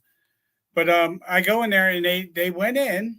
And now COVID hadn't happened, and they get you all undressed and shaving and everything else. So I go to my groin. So I'm sitting there and I'm waiting, and the girl goes, "You're still in this room, the prep room?" I said, "Yeah." I said, "When am I going into surgery?" She goes, "You got to go down the hallway and walk into." I had to walk in because of COVID. They made me walk down. It was only 2 doors, but I had to go down 2 doors. And walk in, and I get in there, doctors are sitting there. We're waiting for you. Hop up on the table. Now there's this big screen in front of you, like the best TV you ever want in your house. I think it's huge, right? And he says, I'm going to give you a local, and, you'll start feeling good in a few minutes. And next thing you know, I go, well, when are we going to start? He goes, I'm already in your heart. Look at the screen. He went through, and it's pretty cool. I do. He sees wire going all the way through, and he hits this thing, ding, ding. I go, what's that? He goes, that's your stent that you already had that we put in 2015. He goes, it's fully clogged. So I had a Widowmaker again in 2020. So they ended up blowing that stent up because it wasn't a medicated stent. It was a steel stent. So they had to I don't know, steel, what it's made of, titanium, whatever they make it out. But they had to put a medicated stent inside that one. So they did that, and then they ended up taking me back. What was it, 3 months later? And they put the Watchman in my heart. And that's what the device is. Watchman is when when you're born, your heart forms. That ventricle that your heart's forming from ends up, once the heart's formed, your body doesn't use that ventricle no more. So it's just like a piece of the heart just flapping in the wind down there. And what they do is when you have AFib, like I ended up with AFib after this, my heart goes out of don't go to sleep, Mike. Goes out of beat real fast and then comes back in. So that forms a blood clot in your heart. And then that shoots up when your heart goes back in regular rhythm, shoots that blood clot up into your brain, causes a stroke, and you die. So I got a plug in my heart now that plugs that, so that can't happen to me. You can't build those blood clots in me. How do you live day to day with that not being top of mind for you? Will it happen again? Well, when would it happen? Is this little indigestion possibly that? How do you do it not living on eggshells? I think anybody probably would be on eggshells, worried about it. It's really weird because when you pass, honestly, you're not scared of death no more. I'm not scared of death. I'm not. And Pam hates when I say that all the time because I go to her, I could be here today and be gone tomorrow. I just don't know. To me, I'm on borrowed time, from what I went through. My heart's been through a lot. I mean, with AFib, when your heart races and goes from like 60 beats a minute up to 180 beats and then back down to 60, that's what AFib does. And, it's controlled now. I have no medication for it. They burnt all around my heart. They gave me 3 ablations on my heart, and they finally got it to where I don't go into AFib no more. But we're all on borrowed time. We're only a heartbeat away from going through the veil. I think it was that feeling when I passed, that loving feeling and the caring and everything else, that it was a mystery. Where do you go once because I can go all the way through the gates, I'm thinking, what's on the other side? I know you're judged because I felt like I was being judged. And then I was sent back for a reason. That's why I was sent back. And when we got back, Pam and I opened a charity for our veterans. We do the largest charity in Gettysburg every year. It's a 3-day event. It's called the Gettysburg Battlefield Bash. 100% all proceeds that we bring in for that 3-day event goes to PA Wounded Warriors and kids with serious illness. So we split between 2 charities. We don't take a dime. We work our butts off, but we don't take a dime. That's beautiful. How about you, Jimmy? How do you feel about some of what you're hearing Stephen and Pam express? I don't know. I was falling asleep. Wait, he never sleeps until he comes on the Jim Masters show? I'm telling you, man. I was tired. I've been going all day. I'm going to pinch you. Coffee, stat. Yeah, I asked him, where's the coffee? We ain't got none. Oh, you got. Hey, we have a video here that you sent along, Jimmy Boots, and there it is. There, we'll play it. Did you want to preface it? Did you want to set it up? Yeah, that's the one. I fell asleep, and you like my segue? My perfect segue? Yeah, perfect. And I woke up. I wrote on there, I believe, that when they were going to say something, what they said, so people could understand what they were saying. And you can hear him also talking amongst themselves as well. But yeah, he scratched me. And the one girl goes, "Is that blood?" And so for the viewers that are watching and they're seeing this, what's actually happening when we press play and this runs? What's actually happening? Well, I was kind of like mad, so I didn't know what to say or do. I wanted to get like really verbal with them, but I didn't, because I've seen what can happen if you do that. But go ahead and play it and then let everybody see it, and then you could tell us. Yeah, they can understand a little bit better. Here it is, folks. Sorry. My apologies. Yes.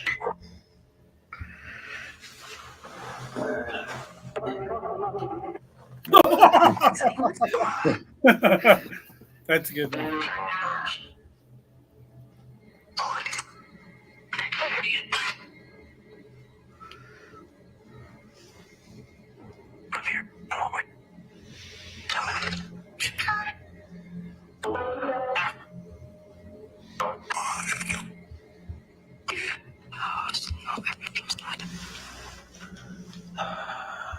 I was pissed. I was really mad. I saw a couple of Latin words in there too. Yeah. Yeah. So you were mad because Because he scratched me Where was the scratch at? on my leg, on my right leg. Yeah. But if you noticed, you're alone, you're quiet, and that's when things come to Yeah. you. Is when you're quiet and you're alone, and you're given them that time, and you just happen to fall. He asleep. always got mad at me if I fell asleep. That's the one I think. well, is you the got to same be one. exhausted because if these things happen at any time when even you're physically and mentally exhausted, and all of a sudden you're like, do you ever want to say, can you come back tomorrow? Come back in the morning. Schedule I know, an appointment, please. They come in my dreams a lot too. Oh, we investigate till 2, 3, 4 o'clock in the morning. Yeah. We have some other kind of cool photos, Jimmy, that you had sent in the past that we figured in case anybody didn't see, maybe you can describe some of them. Yeah. That's Yeah. what do they call that again, Steve? What's the name? of that? Ectoplasm. Yeah, yeah. That was at a young man's house. I'm not gonna mention no names, but him and his dad were on their motorcycles. His dad was on a Harley, I think, and he was on a smaller bike. He was young. And in Lewisburg, Pennsylvania, and they got hit by a car, and his dad died. Oh. And he needed closure. So his mom didn't. He knew his mom wouldn't approve of this, so she left, I guess, for the weekend or something, I believe. And he asked me if me and Liz could come over there, so we did. And that was one of the things I caught over there. Pierre is watching and he's asking, what is that? So how would you describe what that is? It's like what do you think? It's like a plasma? Yeah, it's like a plasma. Yeah. Wow. That's amazing. And here's something else too. Yeah, I believe now I'll never sit there and go, it is. I always will say it's possibly this or it might be this, but that's a possible female spirit. That's my motorcycle.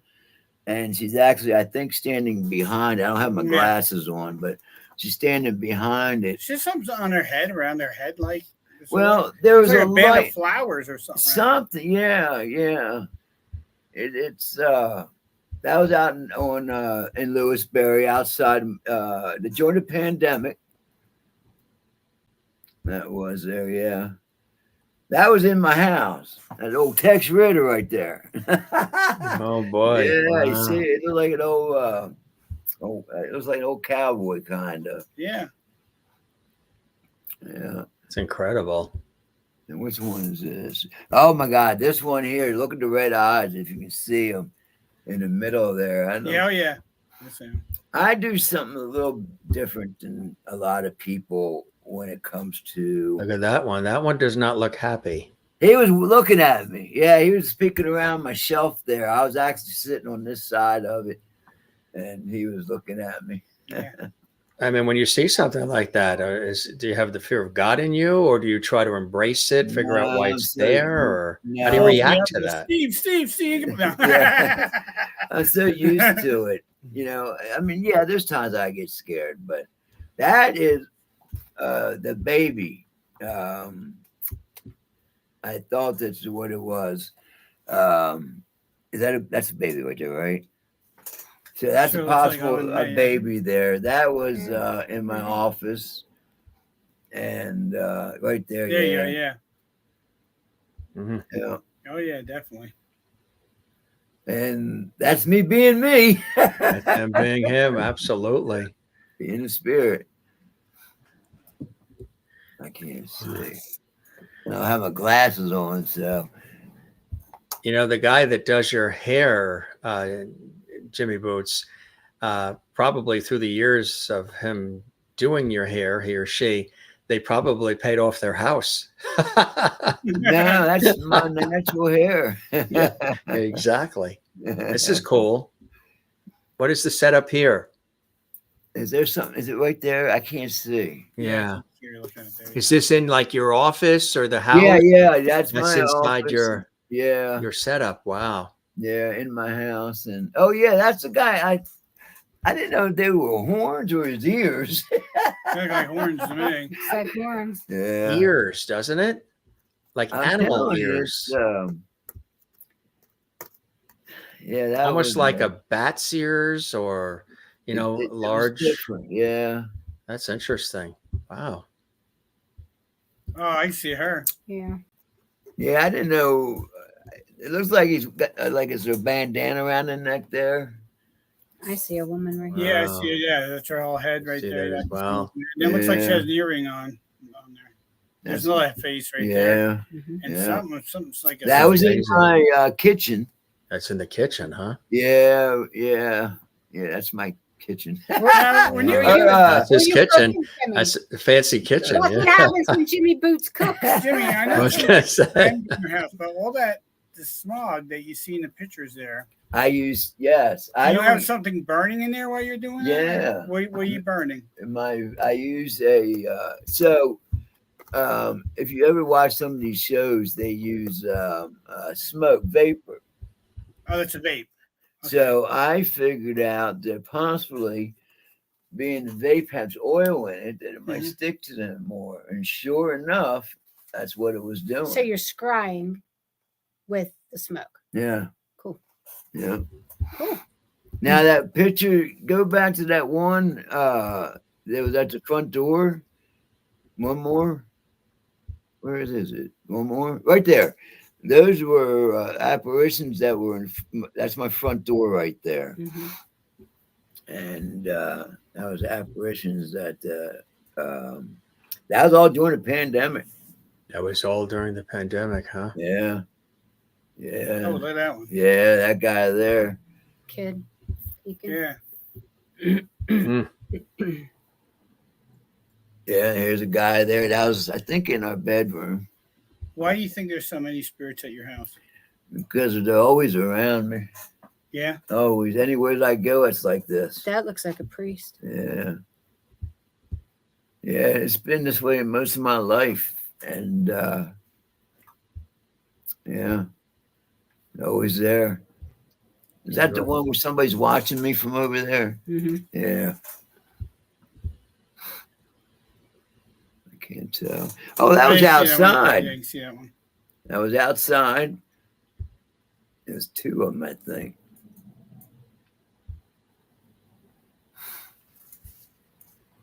There was something in the mirror there or something. Yeah, that guy there. Look at that. You could say, yeah. Yeah. Story about that guy. Looks like a cat. Yeah, I think Yeah, it that does. is- Yeah, it looks like a cat, I think yeah. it was. Yeah. There you are there. There's me being me again. Oh, this is about them. That's all about them. Yeah. An incredible story, huh? Yeah.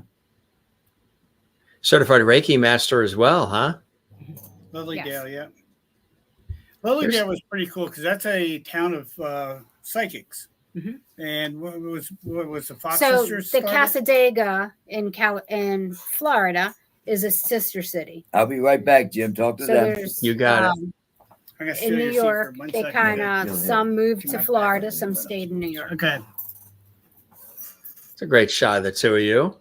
Thanks. Thanks. Yeah. Before the beard came in. Let's see if anybody had some more comments. Maureen was asking about it. She's fascinated by your miracle. So I'm guessing you are on an anti-arrhythmic. Sorry, nursing curiosity is getting the best of me. Yeah, you're on. Yeah, fire, so- yeah. Solol. Solol? Solol. Come on. That would make sense, huh? Yep. Yeah. They just took me actually off the blood thinner again. They said they're keeping me off. They don't think that had anything to do with me clogging up. They think I was eating wrong between 2015 and 2020. Cholesterol went up. And There's clogged times that we have ice cream for dinner. Not gonna lie. I mean, Or an Oreo. I know food. I tell you, why do they have to make food taste so good, right? And coffee. Big So- glob of coffee. So tell us again about the paranormal equipment store. That's your baby that's there. Do you want to see some equipment? I'll Oh, grab it. That would be you. great. Yeah, I'm sure Okay. our viewers would love to see some of these things that maybe they're either familiar with or things that we do. perhaps they've never seen before. And this is all new to them. And, everybody coming at it with an open mind, of course. This is a REM pod. So this is the year of the dragon. So Steve made these very easy to use. REM pods are proximity meters. So let's say that I'm in the orphanage. So I'm going to put a key near this because the orphans wanted a key to get away from the orphanage. So you turn it on, lay something near it, and if something breaks that proximity, it's going to light. So that's how a REM pod works, or a proximity meter, whatever you want to call them. Very cool. This has a REM pod in it as well. So you just basically click our equipment on. REM pod's going to light because I'm touching it. But also, I don't know if you can see it, there's a... See, put it on my hand. See the grid on my hand? There's a laser grid. So we watch Oh, for... yeah. We watch for dark shadows is what we're looking for with these. And it's motion activated. So it's not going to stay on all the time. So it's going to save your batteries. Is that the new one? And Yeah, yeah. it's the new one I built. So like, I don't know. Yep, there you go. So it's going to light up the room and then you look for the dark shadow. So these are really cool, especially in a confined area like a basement or an attic. This one is temperature. So it's going to tell you the temperature if you have a fluctuation, which is great. And then this is motion.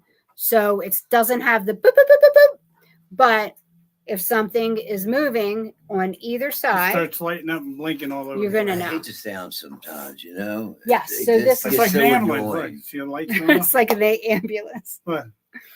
So if it lights up, you know that there's someone or something in the room that we can't see. Then, of course, we have your typical K2 meter. Well, let me put these back. Jimmy, you can have your seat back. No, you go ahead. Okay, Man. I'm okay. fine. I got to stand. So we have Let me stand a little bit. motion, static. We have night vision. You name it. We got You it. got the laser. And That's then cool stuff. Yeah. and then we have things like, Fascinating. some people want to have dowsing rods. Yeah, We have lasers over different here. kind of dowsing rods. Yeah. We've got pendulums. So what would, for anybody watching who's not sure, what would those be used for? So you, The ones that go, I'll do it quick. So you have to hold them and you ask spirit if they would connect with you. And then you ask which way is yes, which way is no.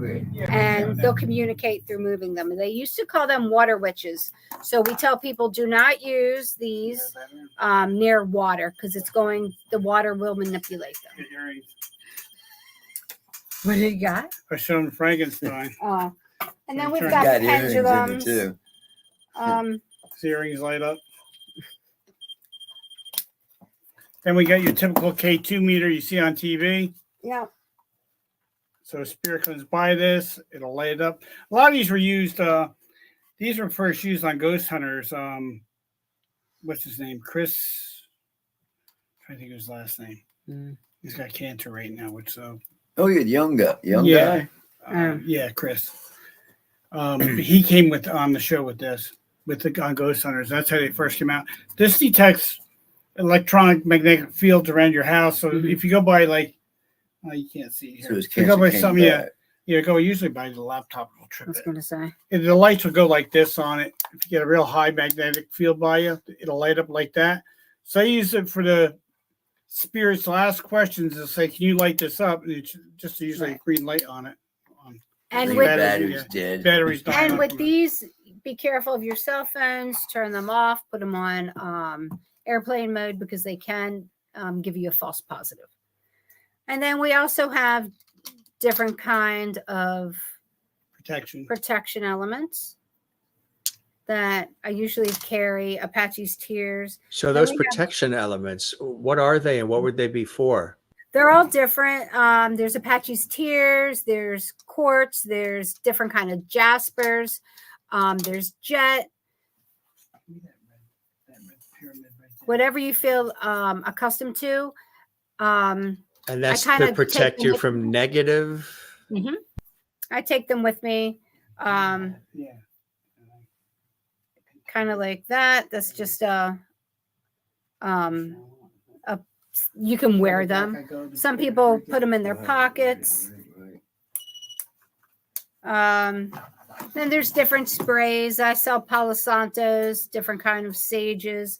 I have liquid sage. So if we're in a historical place that you can't burn, then you can sage yourself, or you can sage through the mist, and not have to worry about burning anything. Sage smells really good too. I Mhm. smell sage. It's amazing, huh? It really is. So you're probably always finding and stumbling upon new things as well, huh? Mm-hmm.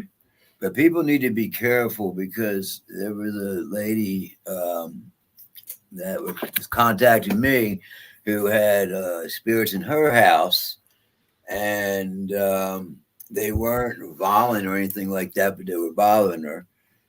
She just didn't want them in there, so she decided she was going to get rid of them herself. So she watched something on YouTube, went and bought some sage, and decided she's going to do it. Well, when she did, she got hit.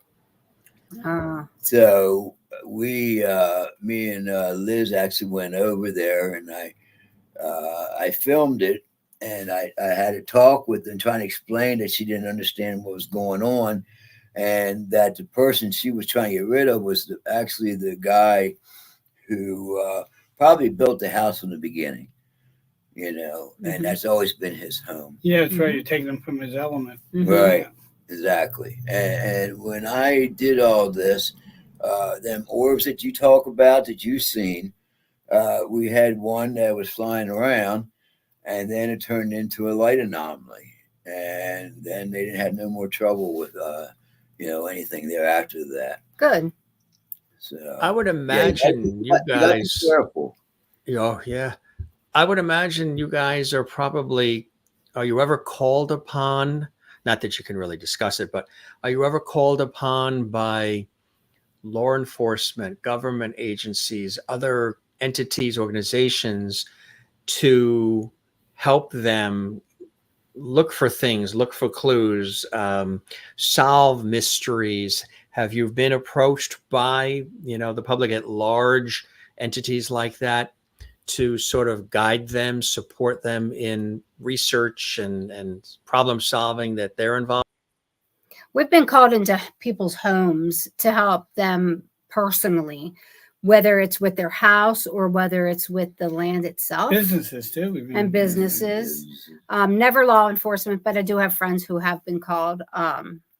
There's a lot of law enforcement that does this, believe it or not. Yes. We have paranormal investigators that are actually police officers. Paranormal Inc. for one. Yep. Yeah. Ernie Atwell. He's a police officer in Baltimore. What do you think is the reason for the incredible fascination about everything paranormal, especially recently? You've seen, of course, it's in conversation, there's documentaries, there's TV specials, there's movies, there's books, there's all these things.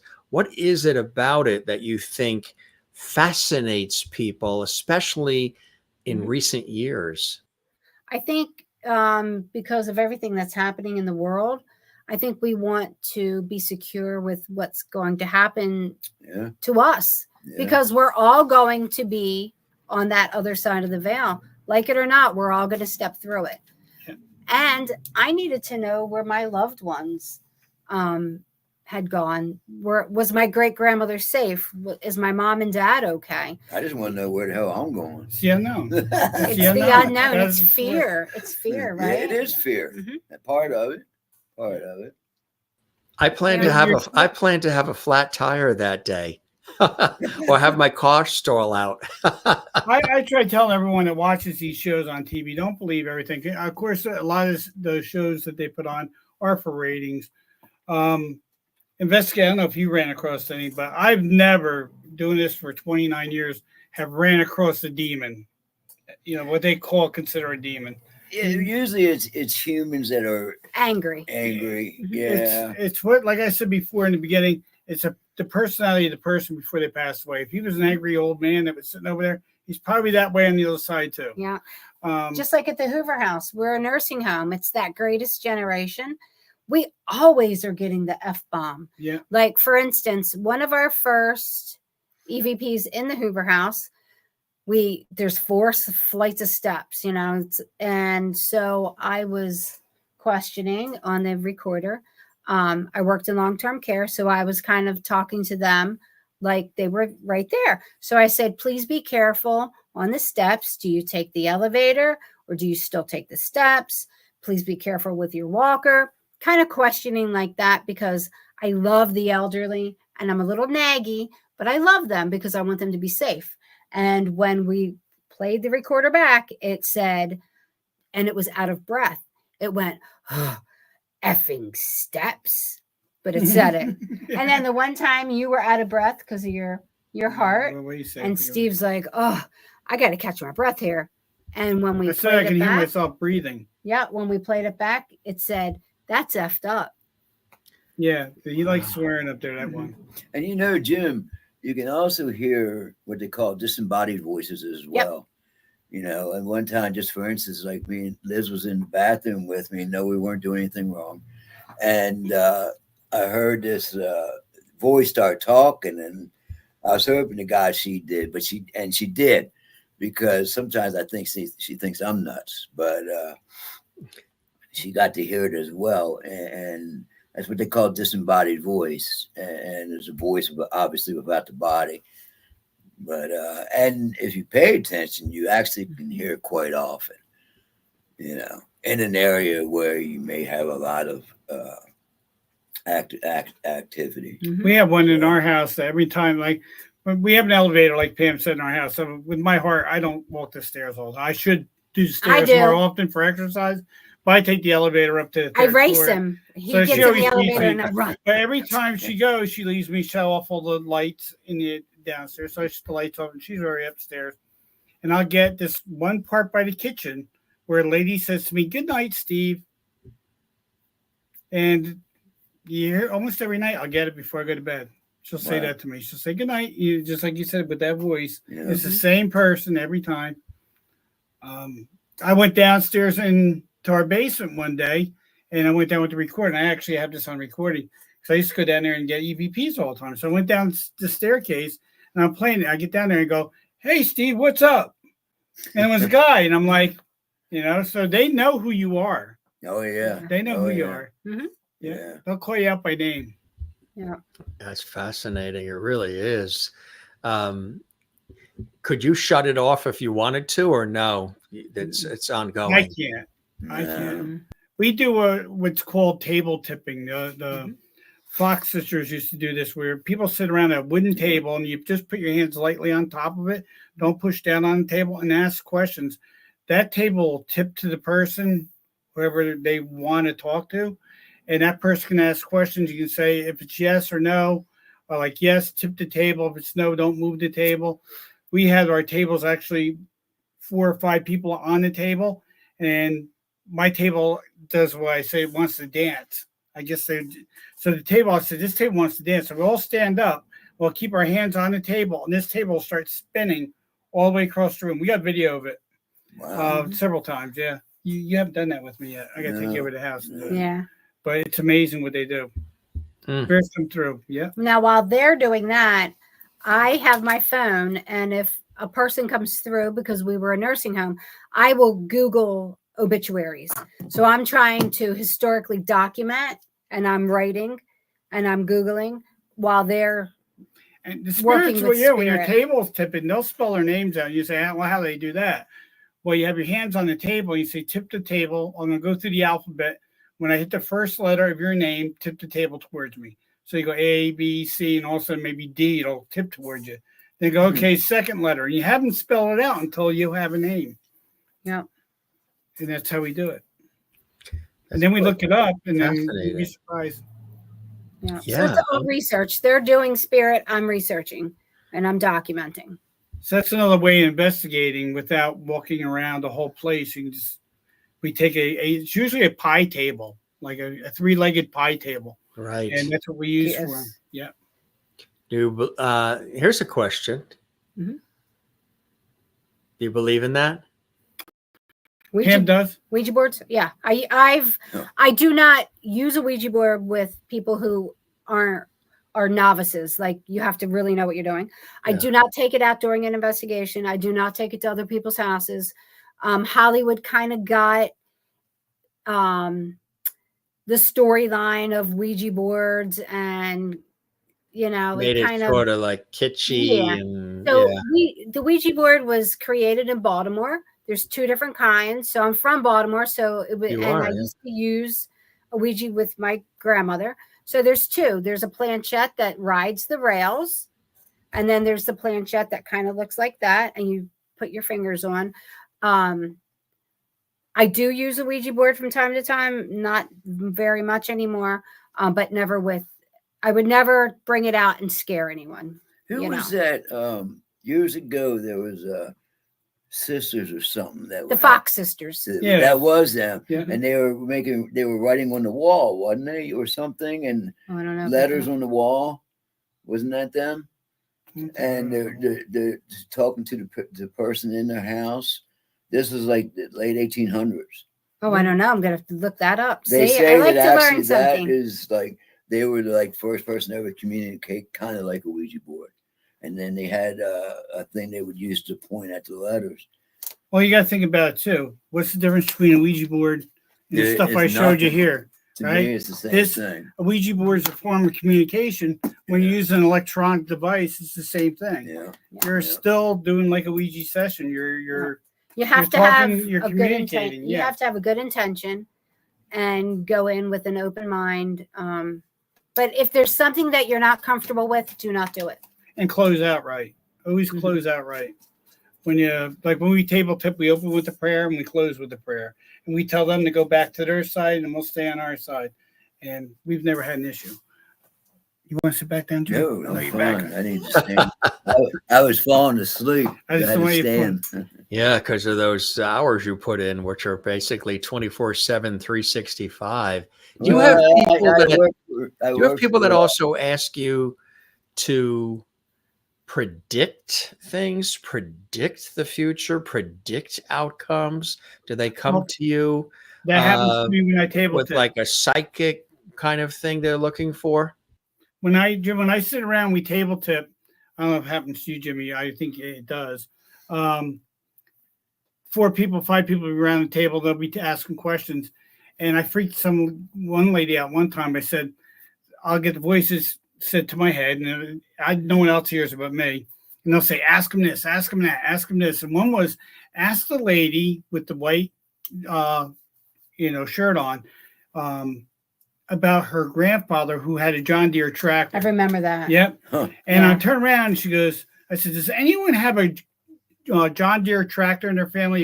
And she goes, yeah, my grandfather had one. I said, no, this is a big, like a farm wall tractor. Right. It wasn't one of this. I said, and this tractor didn't have rubber tires on it, because they start showing me pictures in my head.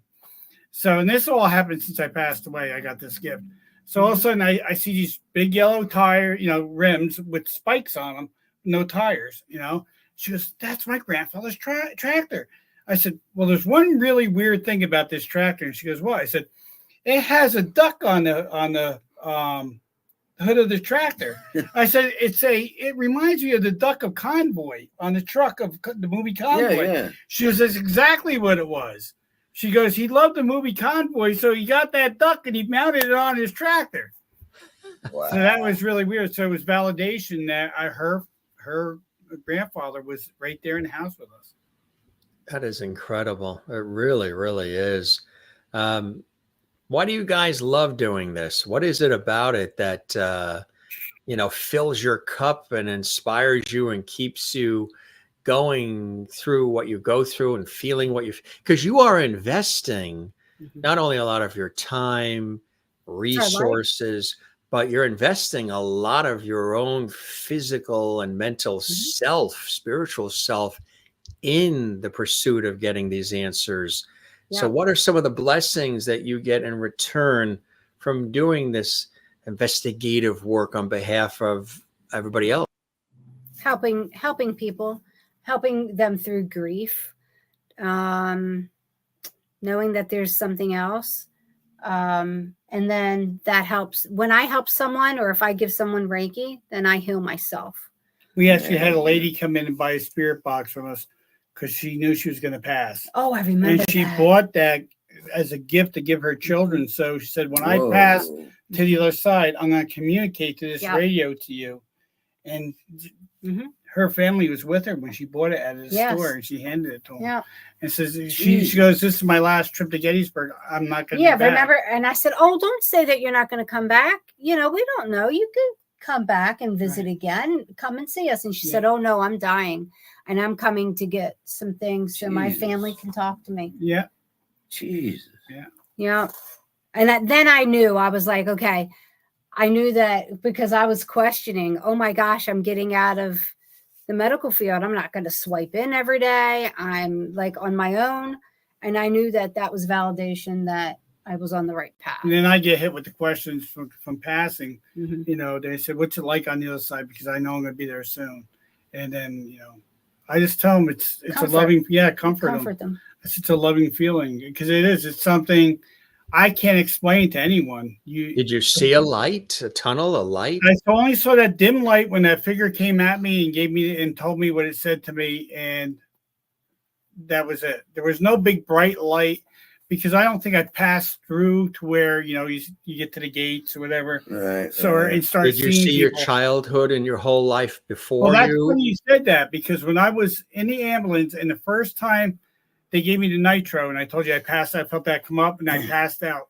I woke up flipping like a fish, though, because they had shocked me back. But before that, when I had died, it was like looking through an old photo album. You know how your parents used to put your picture in there, your Polaroids, and you look at it and go, wow, you know. This. So I can remember probably back 7 years old.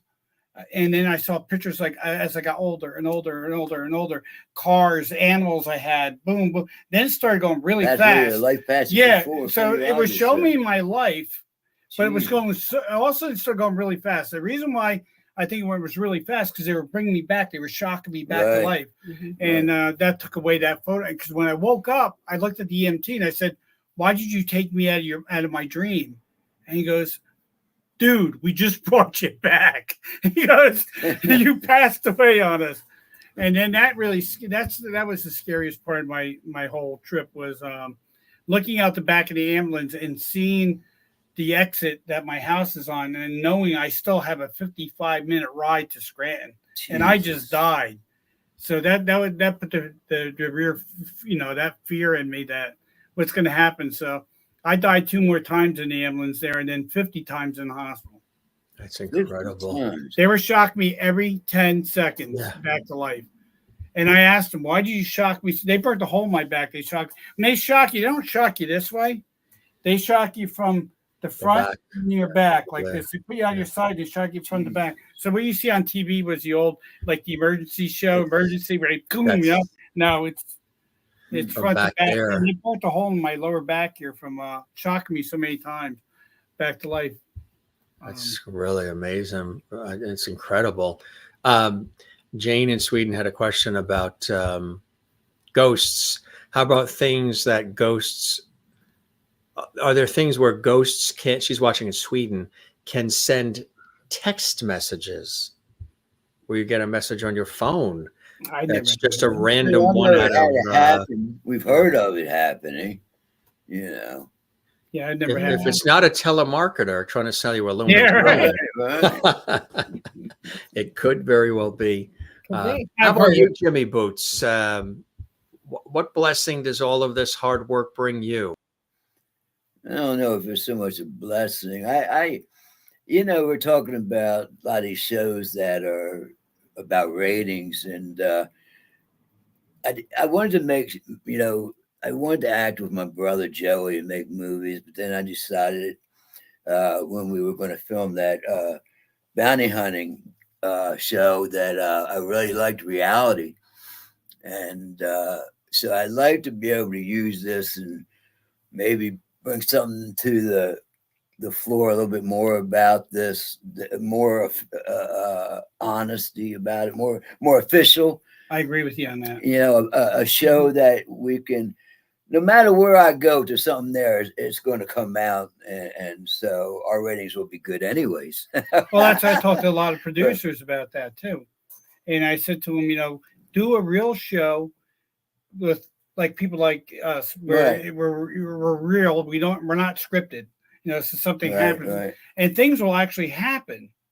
You know, and I guess Mhm. Hollywood, a lot of If you Hollywood fall didn't believe. asleep, Yeah, you know, Yeah. I'll fall You we're, fall asleep. down. we're good if he falls asleep. That's I kind of got a my way of couple, doing things too, as we've just seen for the last over 2 hours. Totally unscripted, conversational, warm, free flowing, no pre prepared questions, no scripts, paperwork, no teleprompters, nothing.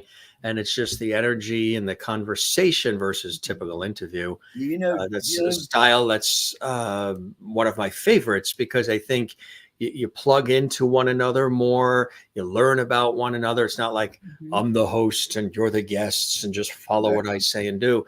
It's we're all in this together, and all the viewers following along and commenting live, and those who will watch and comment later in the archives. It's a much more fuller experience, wouldn't you say? Oh yes, oh, definitely. absolutely, absolutely. Jim, I was doing a podcast, and these guys, they were wrestlers, and I think it was something to do with WWE, but they wanted to do a ghost thing. And as I was doing the podcast with them, my friend up the street died that same evening, the Wow. time I was doing the podcast. And they both like really got really weird as we're doing this. And they said that they could see him in front of me while we were doing the podcast. They actually, I got a picture of where you could see something happening, but you couldn't tell really who it was. But it was while we were doing the podcast when this happened. Mm. Yeah, it's sometimes, that energy Yeah. is just there and it just comes and you just, work with it as it's happening, right? You never know where or when or how, or it's quite amazing. If people want to know more about the paranormal equipment store, is there a website they can go to? So you can look at on our Facebook page. It's Historic Haunts of Waynesboro, and I'll tell you the phone number is 717-521-7465.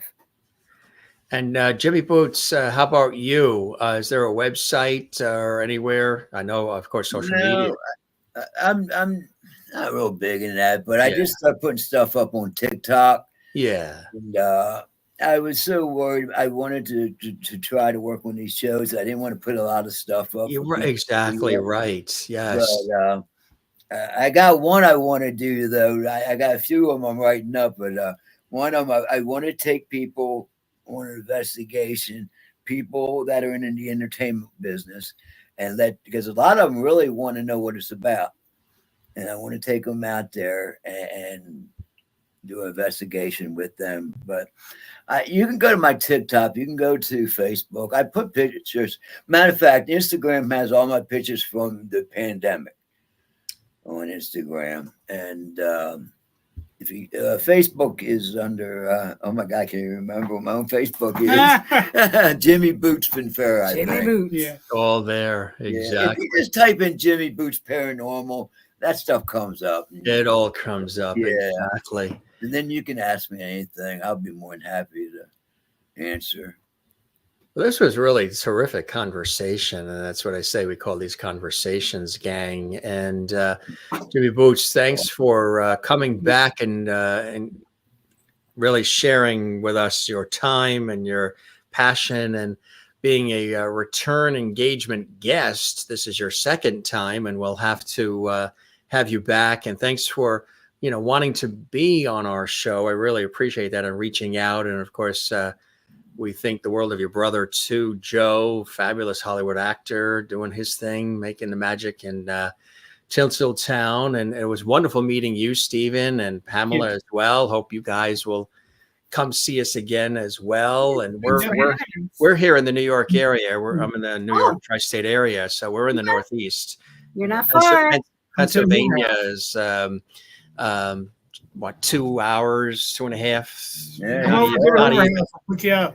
Come Yeah. to the house. We used to go on a lot of school trips to Lancaster, Stroudsburg, Gettysburg when we were kids. Yeah. Mhm. So very familiar with the area. I know what shoe fly pie is. I like whoopie pies. Whoopie pies. Yeah, some people call them gobs, but That's it. yeah. You guys are the best. Thanks for all the time. Thanks for being so open, so real. Again, this is something that you are very experienced in. You're credible. You can spot people out there from a mile away who are not real at doing this work, who say they do it, but they're not really credible. They don't have the experience. They're just doing it because it seems like it's in vogue, but you guys are the real deal. Thanks for spending the time, and I really hope you enjoyed the time with me and our Absolutely. viewers as much as I have with you. Of course. And Thanks thank for you for all having the us. viewer questions. Thank Yes, you. thank you. The pleasure is all mine. If you were to sum up our conversation and the atmosphere of the Jim Masters Show live series, I'll ask each of you individually, how would you do that, Pamela? I would say that you let us express ourselves Yeah. to the fullest of our capability, that you had patience with us, and that it was fun. Stephen? I loved the interaction with your fans and the interaction with you and the questions that were asked. A lot of questions aren't asked. You know, the people just believe what they see, but or hear. So it's best. I like the interaction with the crowd. I really liked it. And from one Jimmy to the next, Jimmy Boots? You don't cut us off and you don't try to take over the whole show. That's what a lot of them do. I appreciate that. You're a good man, brother. You're a good man. That's true. Appreciate that. Well, Yep. you guys will appreciate this. I'm the fifth James, and my father has always So used am I. Jim. Yeah. Are you really? Wow. Yeah. See? And as a kid, I was, Jimmy. Matter of fact, all the kids in the neighborhood were either Jimmy or Bobby or Stevie or Petey or Debbie or, Greggy, Kiki. I mean, Kiki. everybody was either IE or Y at the end. That's just how it was. And my father, you'll appreciate this. Father said to me in the audience, some of our regulars have heard this before, but it's something that I've always loved sharing. My father has always said, when he told me this when I was 7 years old, now here I'm 7, and he's telling me this adult advice. He goes, Jimmy, anytime anybody says something kind or nice to you, make sure that you take time to thank them for those kind words. Always take time to thank them. Then That's right. That's right. ask them to please put those words in writing and address it management. Wise man. Very wise How man. cool is that, right? Whoever Yes. management is, just make sure those nice words get up to management. Yeah. You know what makes things nice too, Jim, is when you have good support. I have good support at home with Liz, and even though she won't come out and do it, she supports me all the way, and that's nice. Yeah. It takes a village, Yeah. Yeah, absolutely. past and present. Yeah. Mhm. For sure, right? You guys are the best. Thanks so much for being with us. Crystal Nolan, who's watching in Connecticut. Thank you, Jimmy, Steve, and Pamela, for a fascinating show. Thank you, Crystal, as well. And Crystal, thank you very much for that incredible box of gourmet chocolates that you sent me for Ooh. my birthday 2 weeks ago. Just to let you know, they don't exist anymore. They disappeared. Some sort of a ghost or spirit came in overnight and wiped them out. And I woke up and the box was empty. Do I have any on my face? It's and you're now Lovities. Yes, we call our guests and our viewers Lovities. That's love and levity together, because I Love said it. in the beginning of the show, when we started at the pandemic time. I said the show has a lot of light, love, and levity. One time I said it too fast, and I tripped over my own words, and I said the show has a lot of light, levity. Now something forced me to combine love and levity together and outburst the word levity. So the audience said, guess what? You're now Mr. Levity. This is Levity Hall. We're your Levity squad. And the guests are part of the Levity family. Isn't that cool? Yes. That is, yeah. Good stuff. And Jane in Sweden says also, thanks for being here tonight and for answering our questions.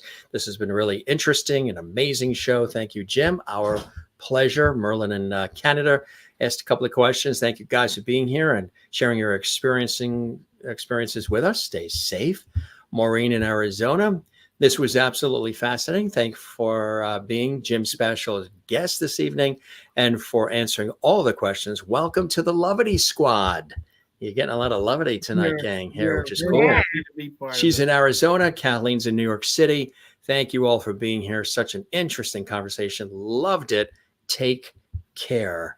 Good stuff, gang. We appreciate it. And everybody else who's commenting later. And,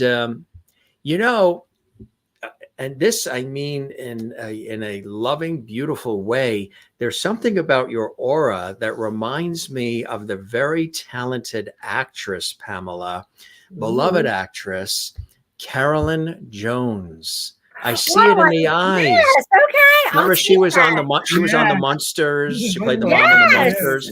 Just gang, don't you see? Look at the eyes and everything. Don't you see a resemblance of the legendary actress Carolyn Jones Thank you. and Pamela Barry?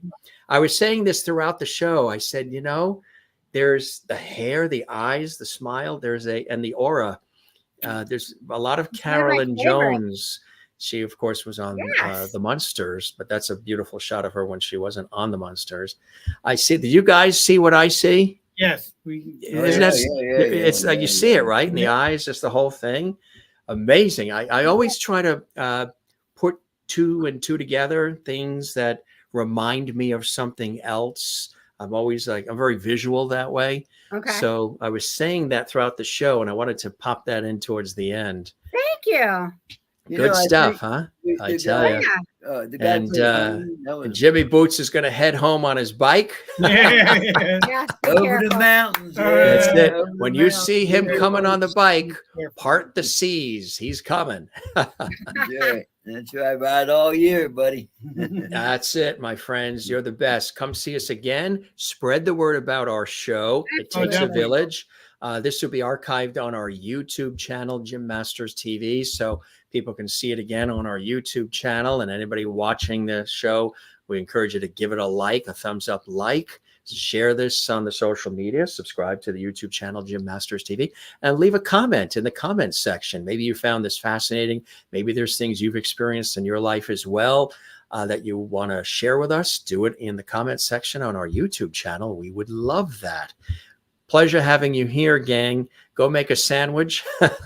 You sang for your supper, and really appreciate all the time. You're the best.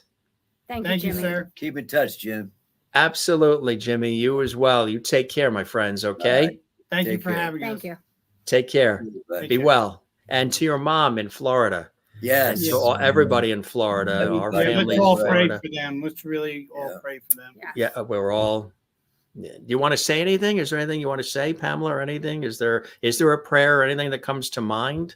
I would just say, in this time, this day and age, let's remember how fragile life is. And let's be a little more patient with everyone.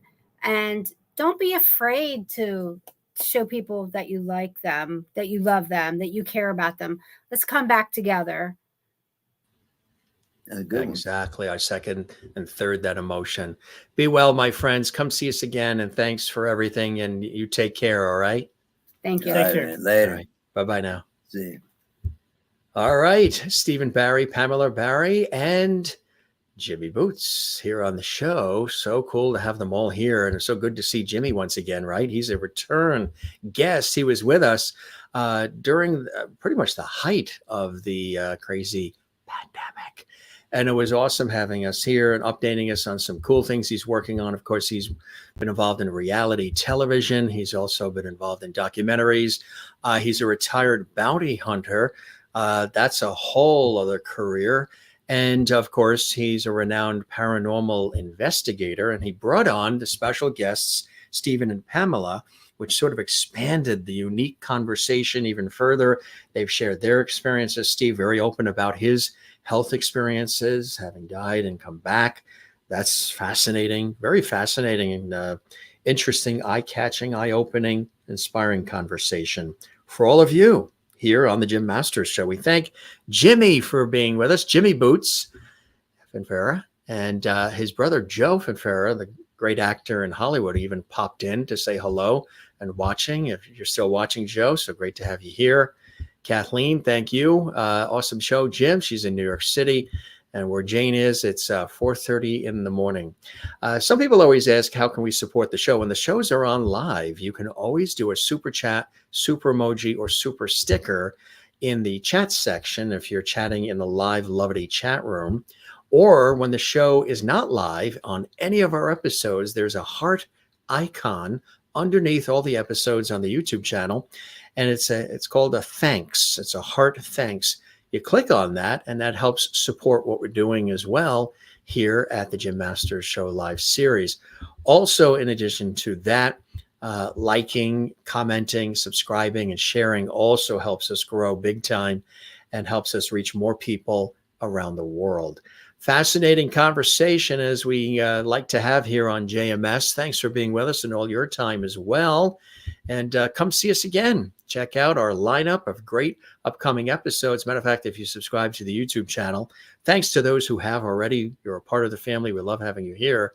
But if you just subscribe now or you're going to be subscribing, definitely click the little notification bell icon because you'll receive a notification about all of our episodes, special times, special guests, episodes where we're live and you can participate. Like this was a very participatory episode where you can ask questions, and we wanted to bring that in to the fold here on this particular episode, and it was terrific. And again, we thank Stephen and Pamela, and we thank Jimmy Boots Finfera, paranormal investigator extraordinaire, joining us here, return visit on the Jim Masters Show. All right, thanks for being with us. Be well, and yes, prayers to everybody in Florida at this time. Big storm, hurricane headed their way. Again, that's at the time of the show. If you're watching this a year from now, hopefully that came and went smoothly. But spread the word about our show. We will see you again. My name is Jim Masters. I am your host of the Jim Masters Show. And we love hosting and producing these shows for all of you. It does take a village. Welcome to all of the new viewers and subscribers, the new viewers of the Jim Masters Show, the new subscribers to Jim Masters TV on YouTube. We thank you for that. Don't forget to love one another, take care of one another, and don't forget to love yourself and be good to yourself. We say that all the time. Relax, breathe from the diaphragm, and we'll be right here waiting for you here in Lovely Hall on the Jim Masters Show. We have a good time here. It's great to have you with us. Be well. See you again soon. And cheers.